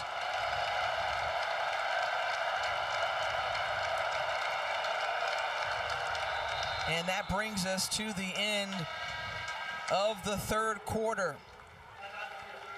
So Chris Hatcher and his team in the trail position after 3 quarters here from the Fargo Dome in this FCS quarterfinal. Christmas could come early for North Dakota State, trying to move on to the FCS semifinals next weekend.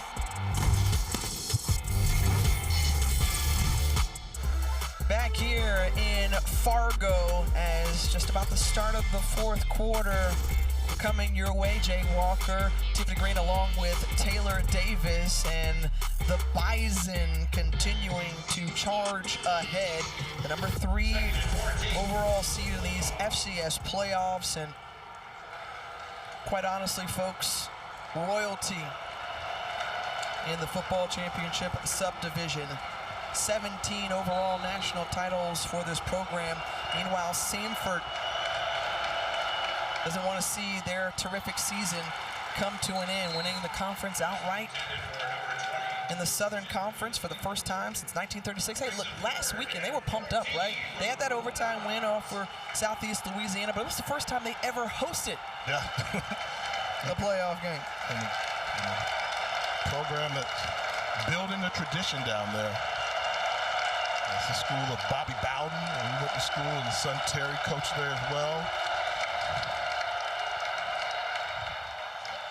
An open look and delivered right to Chandler Smith, and a great throw there from Michael Hires, who came in with some question marks regarding whether he could get the go.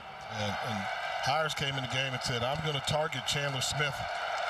Too good a football player not to give me looks. 1,000-yard receiver for the program, and Judd Cockett with a completion in his hands. Gain of about 3. Starting to see a little tempo here and going with the vertical passing game. They've got some crossing routes that have been open that they haven't hit yet. Hires with plenty of time, just dinks it underneath to Chandler Smith. Beautiful. And you can tell just how comfortable, you mentioned it earlier, Jay, that this offense is with Michael Hires at the quarterback position, in rhythm, in tempo, great chemistry with his receivers, especially Smith and Watson. Jay Stanton trying to bounce off and swung down. And this is how they play. I mean, think about it. They got down here to the 5-yard line less than a minute. So they can strike quickly when they get it going. And you see right now they're doing the tempo, but like we saw before, kind of run out of places, out of space down there when you're a horizontal passing team. This is going to be tough for them to get the 6 yards to get to the end zone.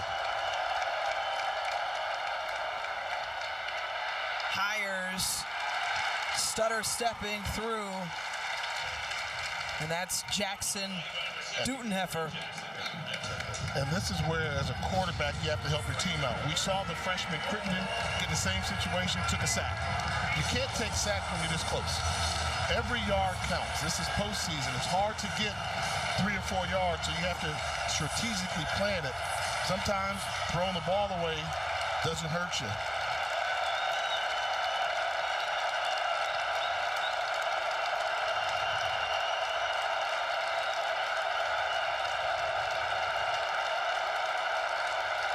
Noise level rising on 3rd and goal. Hires dropping back to pass, and sack is brought down again. The sack made by Dylan Hendricks, who moved from linebacker to DN, and you saw the motor there from the junior.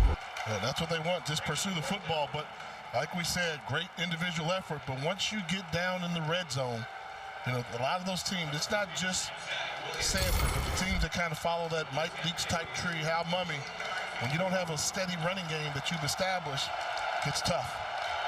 Remember, they had a field goal blocked earlier in this game. Zach Williams on to attempt.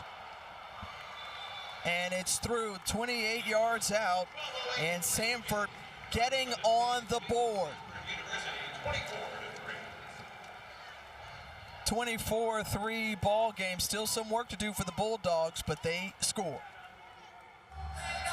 8th season in Birmingham for Chris Hatcher, but when you think about what he's done with this program, most wins in program history, picked up last month against VMI, surpassed Pat Sullivan. So you say names like that. Let's talk about who he played for at the D2 powerhouse Valdosta State. Yeah, played for, coached with, and all that. So Hal Mumme, godfather of this type of offense. Mike Leach, we know about him, what he's done.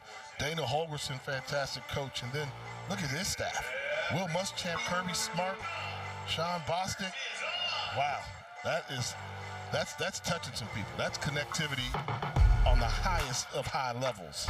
But when we asked him, well, who was your greatest coaching influence, he said, well, my father, Edgar, who was a high school coach for 45 years. And he said, I just wanted to be like my dad. He's back home in Macon, Georgia, watching on.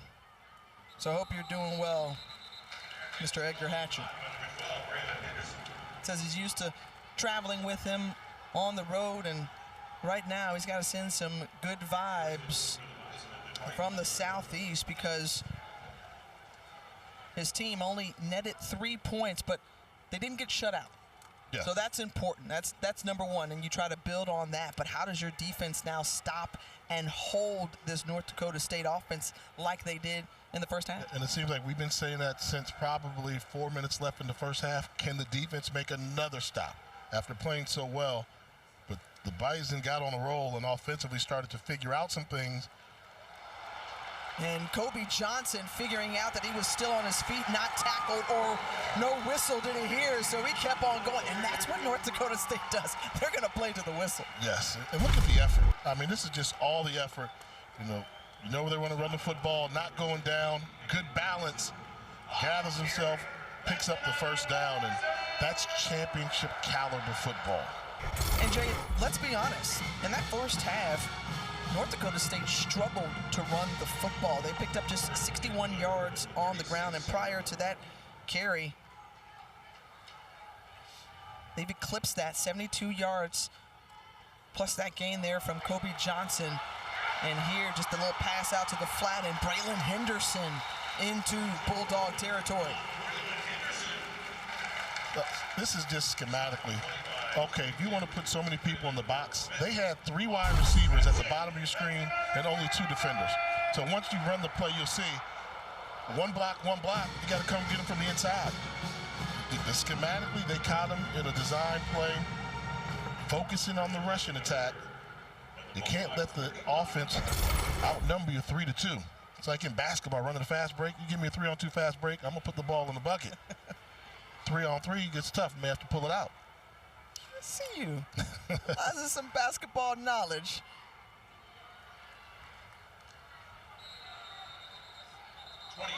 Even though the ball came out, play was whistled dead. And we asked, what's popping around Fargo? What's going on around here? And you mentioned basketball. Let's think about some of the other sports. And so Ryan Peralt, the great sports information director, said, hey, look, this is a hot ticket, but also wrestling. Yeah, the grapplers. Yeah. And we see a lot of people here watching the wrestling matches being streamed on their telephones here inside the arena. And good look there at the next generation of Bison, the guys that don't dress on game day. Trying to get out wide, and face mask there as trying to pull him down, and Trey Elston guilty for that personal foul.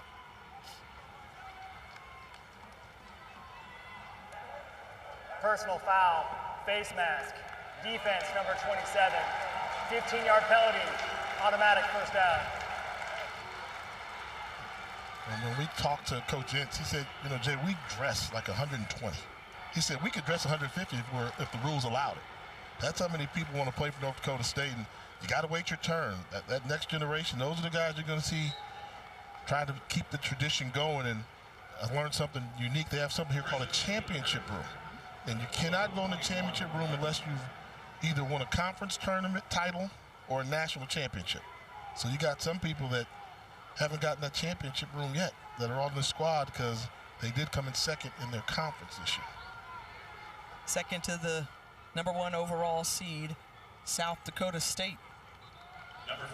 In what was a really tight ball game here at home. Well, let me ask you something. Okay.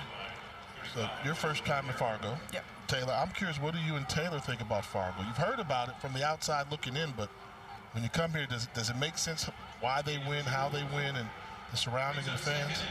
Oh, for sure. I think, #1, it's cold. And I said, well, Coach, I'm from Florida. He said, you know what? We got some guys on the roster from Florida. They adjust. They're doing just fine. Thankfully, they play indoors, so very grateful for that. Fargo, A lot bigger than I anticipated. Folks, incredibly kind. Good blocking. Oh, beautiful. Just the synchronicity within the running game. There was like a green jersey attached to a white jersey at the exact same time. It's like they're hitting point of contact all at once. Once they reach to get there, wipeout block there by Mount. That's like when you draw up a play on a piece of paper and then you execute it in the game and it works. Jay, spell synchronicity. Synchronicity. SYNC. I'll give you the rest after the play. First and goal for the Bison.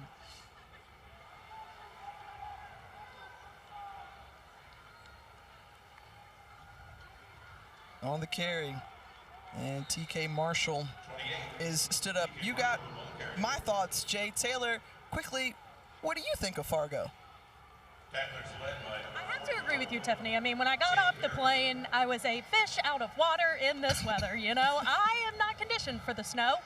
But from a sporting venue-wise, this has been on my list for a long time. And let me tell you, the fans here, they know their football, okay? I mean, this place is silent on NDSU possessions, but third down for Samford, this place goes lights out. The loyalty, the support, the energy here, I'd put it up against any, but I could do without the snow, I gotta be honest.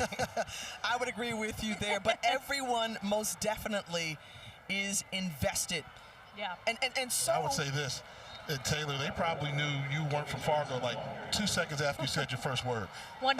I opened my mouth and everyone's like, you are not from North Dakota.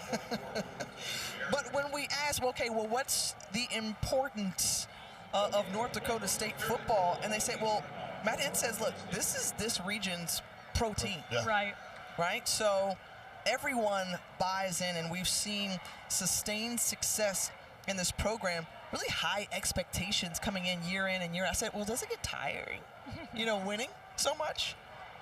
Rings never go out of style. That's right. I mean, they say everybody likes a little piece of jewelry, some new jewelry, so they're trying to do it. Third and goal, and finding Kobe Johnson, but great open field tackle there by Cortland Marsh. They flare. This is great. If he doesn't make this tackle, this is the score. And you're tackling Kobe Johnson, who's a really good running back. But Marsh doesn't make that tackle. Strike up the band again. But you see the answer. That was an answer. That's a statement drive. North Dakota State, okay, we gave up the field goal. Offense go out there, get it back. 22-yard attempt, and Samford got within 3 scores, but stretching it out some more after that make from Croza, and 6 minutes eaten off the clock for the Bison. It's V Week at ESPN when we partner with the V Foundation to highlight the urgent need for cancer research. This is game-changing research, folks, that saves lives. You can join the fight against cancer by visiting v.org/donate. 100% of your donation goes directly to cancer research. My grandfather lost his battle with pancreatic cancer some years ago. We're all affected in some form or fashion. Back here in the Fargo Dome, and after the kickoff and touchback, we will step aside once again. Samford will have the ball when we return. Back here in the FCS quarterfinal from Fargo, as North Dakota State with a 27-3 advantage over the visiting Samford Bulldogs. And inside the Fargo Dome, you can catch some stars. Let me tell you something, Mean Gene. You don't remember Mean Gene? I do. What you gonna do when Herdmania is running wild on you? Best costume, Major Key Alert. Get on that dude's level. Most weeks being ranked. Well, you take a look across all sports. Nebraska volleyball, an absolute perennial power. Most, ever since the coaches poll was instituted. Of course, we know about the dynasty of UConn women's basketball, but check out North Dakota State, 176 weeks ranked. And it just speaks to how powerful and how well built this program is. How sweet was that costume? It was. Oh, it was great. I'm just saying, like, truly. Herdamania. This level. And I mean, you had to do like a double take or a second glance because he looked like the Hulkster. Hulk Hogan. So, a little trivia. I'm a big wrestling fan growing up. Same. So, what was the measurement size of his pythons? See, a guy in my booth knows. He's giving me the hand signal for it. Hulk Hogan had legendary 24-inch pythons. I'm going to just run to one side with the ear. And then the other side with the ear. On 3rd and 10, Michael Hires getting out of the pocket and delivers the ball to Kendall Watson. And good job of extending the play by Hires. And keep in mind, he's been battling an injury, but keeps his head looking upfield. Doesn't take a lot. He's got a short throwing motion. Wasn't able to get a lot of torque on that, but still got the ball downfield. 13-yard gain. Now Hires again kind of sidearms it into the middle of the field. And DJ Rias. Starting to see what the Peyton Award finalist can bring to the table when he's in the game, throwing the football, creative in the pocket. Bounces off his own man and again zings it in there, and it's Chandler Smith. And they say it's incomplete. And Smith couldn't hold on to it. I'm going to tell you, Hires really, and I don't know if it's because he's battling an injury, he really don't want to run this football. There's daylight in front of him all day. He can run, pick up 10 yards, but he's going to try and throw it. We came in. That wasn't a catch and a fumble. Okay. I like it. Give the guys from Birmingham a break. Hires a pocket passer. And again, just flicks it out. Judd Cockett on the receiving end, the senior out of Honolulu, Hawaii. He's a guy who's come up with some big plays in late weeks, and really for this Samford team, they were stalled for much of the game.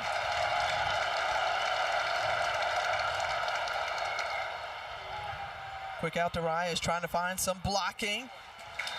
And wrapped up and brought down by Logan Kopp. Kopp held them short of the first down marker. By a yard, and wished you'd have seen the first down marker. Might have been able to lunge forward to get it, but now brings it up 4th and 1.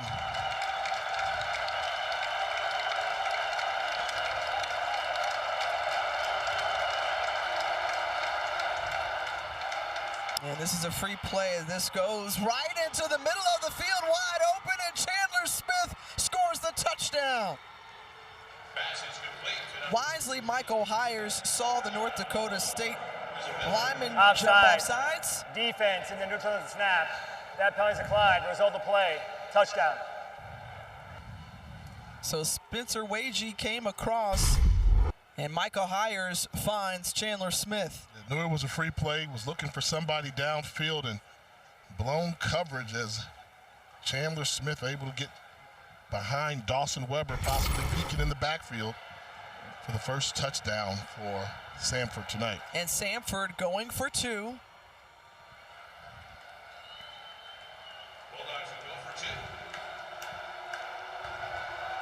Trailing by 3 scores, rolling to his right. First 2-point attempt of the season is no good for the Bulldogs. Well, they got a touchdown on the board, which is something they just missed on the 2-point conversion, but little slip. Oh, tried to grab him as well. A little bit of life left in Birmingham folks from Samford.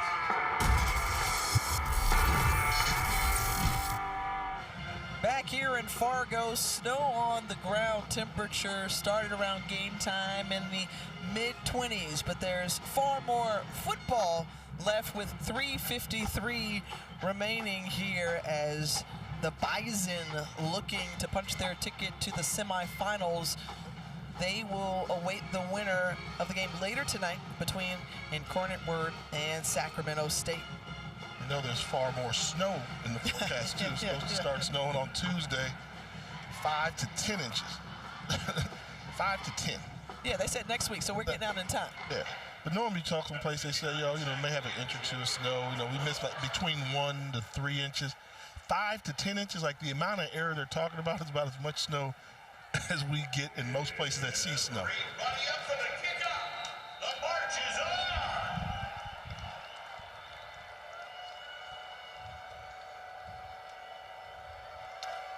on. Onside kick time. In the hands, and it's secured by Zach Mathis, and Mathis with the return, and then he gives himself up at the 45-yard line. Well, tomorrow afternoon on ABC and the ESPN app, our college basketball doubleheader starts with old Big East rivals squaring off as Patrick Ewing and Georgetown taking on Jim Boeheim and Syracuse at 1 Eastern. And what could be the matchup of the day, number 1 Houston hosting 8th-ranked Alabama. Should be a great afternoon of hoops. Calvin Sampson got the Cougars balling down there in Houston. Number 1 ranking. They probably have been ranked number 1 since like Akeem Olajuwon and Phi Slamma Jamma them do. Before your time, Phi Slamma Jamma. I know about him. I know about him. See, why are you trying to call me out, partner? I just asked you. You know what I'm saying? Phi Slamma Jamma. That's old school. Is that one of the greatest team nicknames of all time? It was pretty sweet. Phi Slamma Jamma. Pretty sweet.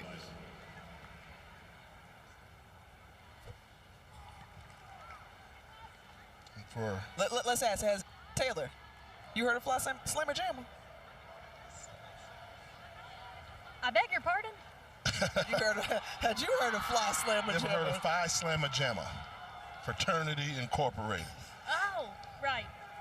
Pride, Drexler, and company used to play in Houston. See, Taylor, you good, girl. What you got down there on the sideline? I was just down here on the Samford sideline. Obviously, it seems to be setting in that their season is likely over.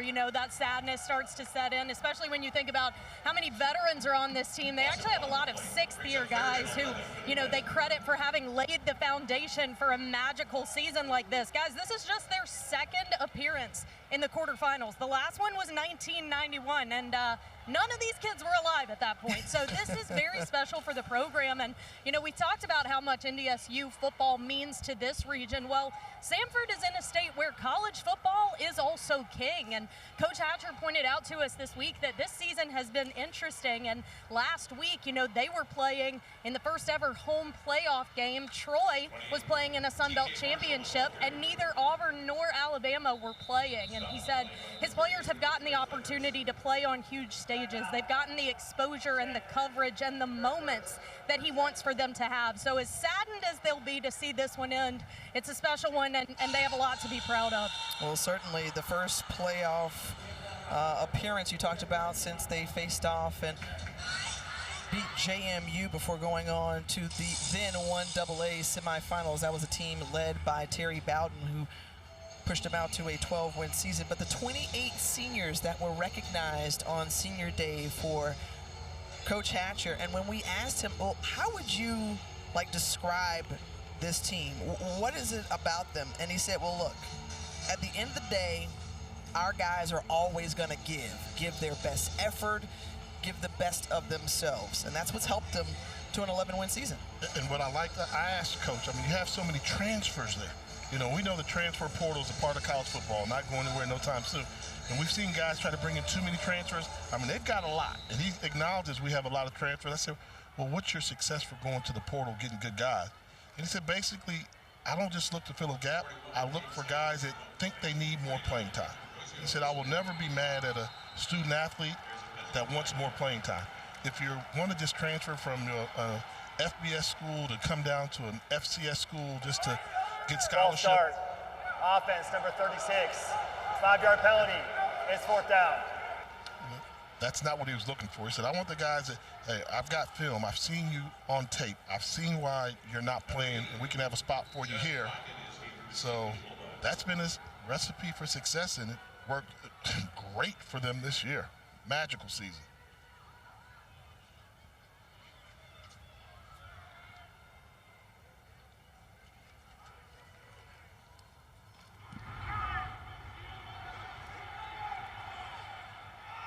Oh, great punt by Will Cardinal. And in this FCS quarterfinal game, we saw coming out of the locker room after having a 10-0 advantage, North Dakota State made the adjustment, figured things out, and unfortunately for Samford, they just ran into a juggernaut and a well-oiled machine who figured it out the last 2 quarters.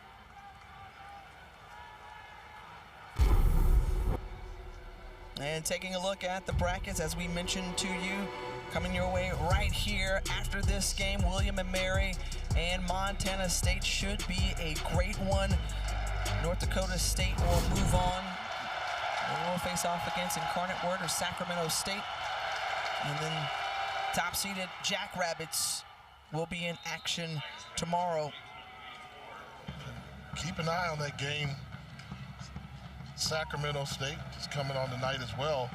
Reason being, Sacramento State's got a home field.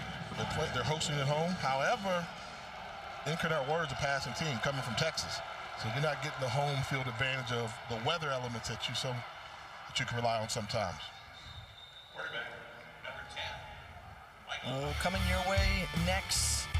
Heavyweight matchup. Yeah, indeed. And William & Mary, the last team standing out of the CAA, at 5 teams make it to the FCS playoffs. Meanwhile, the weather in Bozeman, just a cool 17 degrees. The Bobcats, just like, that's cool. Like, we're used to it, so. Yeah, but whatever. William & Mary not. No. We'll see. But for William & Mary, think about it. They went 6-0 on the road this year. First time they've ever done that in school history. So they're built for the road.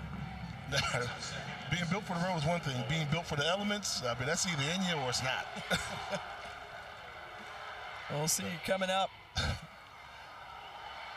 And Kendall Watson putting the moves on before he's drilled to the ground. You talk about elements. I'll tell you a funny story. When I was playing for the Vikings, and we're playing, and if we won, we had a chance to keep our season alive by going to Green Bay and winning last game of the year. And so Denny Green, rest in heaven, he said, "Hey, Chris Carter, you knew when we saw the schedule it would come down to this. We'd have to go down to Green Bay and deal with the rain, the sleet, the snow. We knew that, Chris, and this is what we wanted, right?" And Chris said with a deadpan voice, "Actually, Coach, I was hoping we had to clinch before we had to go to Green Bay. It's cold down there."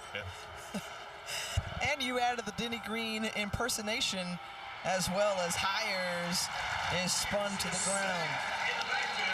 Just wipe a little dirt off his shoulder as Javier Darrett. A couple of sacks tonight for Darrett, the nose tackle. And one of the few times that coverage held up and no place to go with the football for the sack. And you know, when I also knew North Dakota State was going to be a factor, when I was with the Vikings, they played the University of Minnesota at the Metrodome. And the whole top level was green and yellow. They like outdrew the Gophers in Minneapolis. In very close game, I think they lost by a point, but then the next year they got them. So this has been growing for a long time. When you think about, again, what we talked about, what it means to be a Bison, right? Everyone completely sold out. So much so, Matt Ince says when he came here as a defensive coordinator, went to a press conference and was just like, the Bison. And they're like, no. 50 emails greeted him and said, no, you're a Bison. You want to stay here, you want to have longevity, you got to get it right. But the low to no ego from this team, the sacrifice and really buying into this system. No one true star, maybe a number of great players, but this is a system that has worked year in and year out, going back to the Craig Bowl days. And has an opportunity to coach his son as well. So he said for so many years he never really got to see his son play because they would travel. And I thought it was so unique when we were leaving the field yesterday and his son was running off and he said, "Hey, how's mom doing?" I said, "Did you just ask your son how his mom, your wife is doing?" I said, "Hey, when she's happy, we're all happy." So hats off to the Inns family, and it takes a village.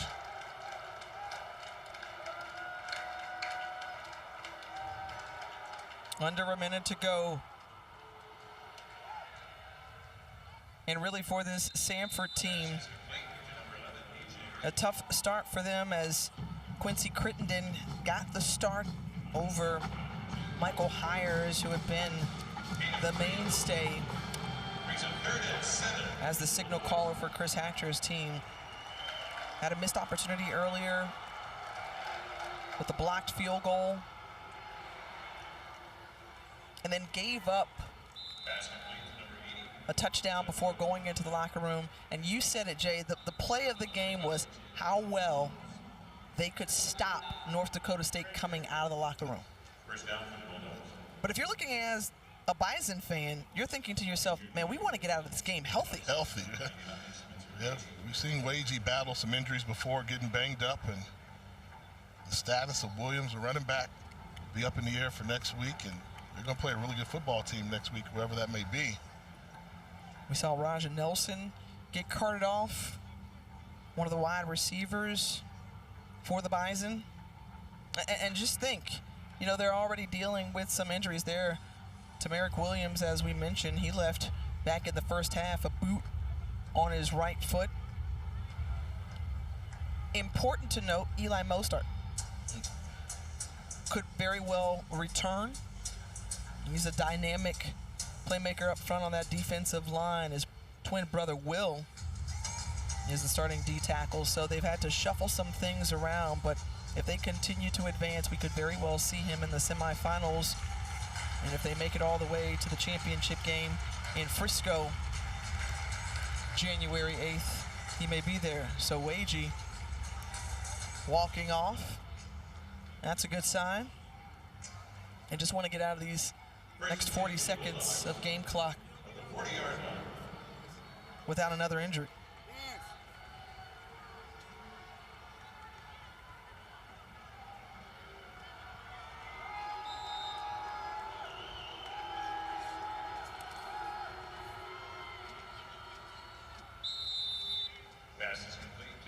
Another completion.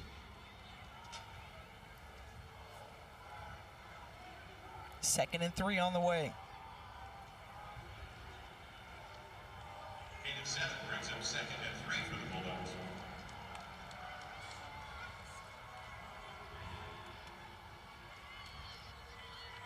Pass is complete to number 0 for Julian Smith. Well, you tip your cap to this Samford team.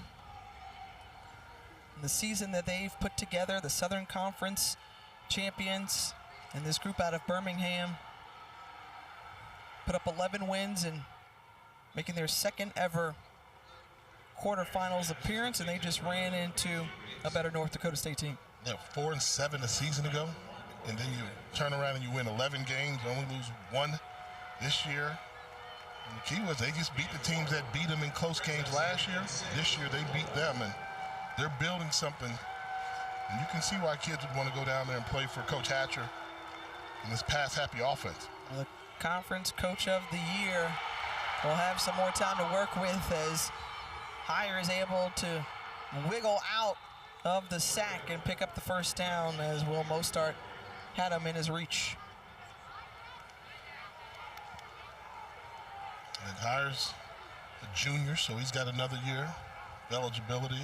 Crittenden's just a redshirt freshman, so you have to think at some point they'll probably start figuring out like a two-headed system or whatever. I think Crittenden's too good a player to not play. Hires, you know what he can do. Next year will be even better with another year in the season, so you'll hear from them again. Better than 3,300 yards to the air for Crittenden. And that will be the last play of the game as not in. Oh, they gave him a time. They're third and final. 30 seconds. Yeah. Chris Hatcher ran out there to the official standing at the 5-yard line, says, hey, give me that last timeout. 2 seconds will be placed on the game clock.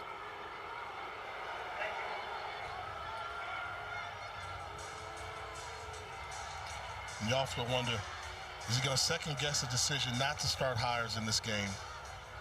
and go with Crittenden, but Crittenden deserved to get that opportunity.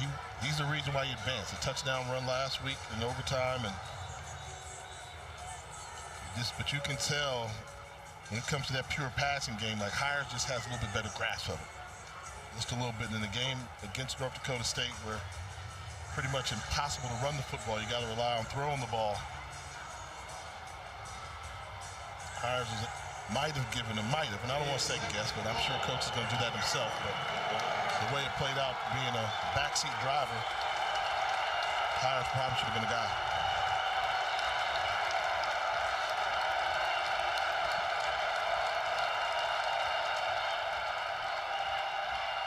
Looks to be the last play of the game, and Hires decides to try to gun it in there instead of running for the score, and that ends it. North Dakota State winning their quarterfinal matchup over the 6-seeded Samford Bulldogs 27-9. They're moving on to the national semifinals.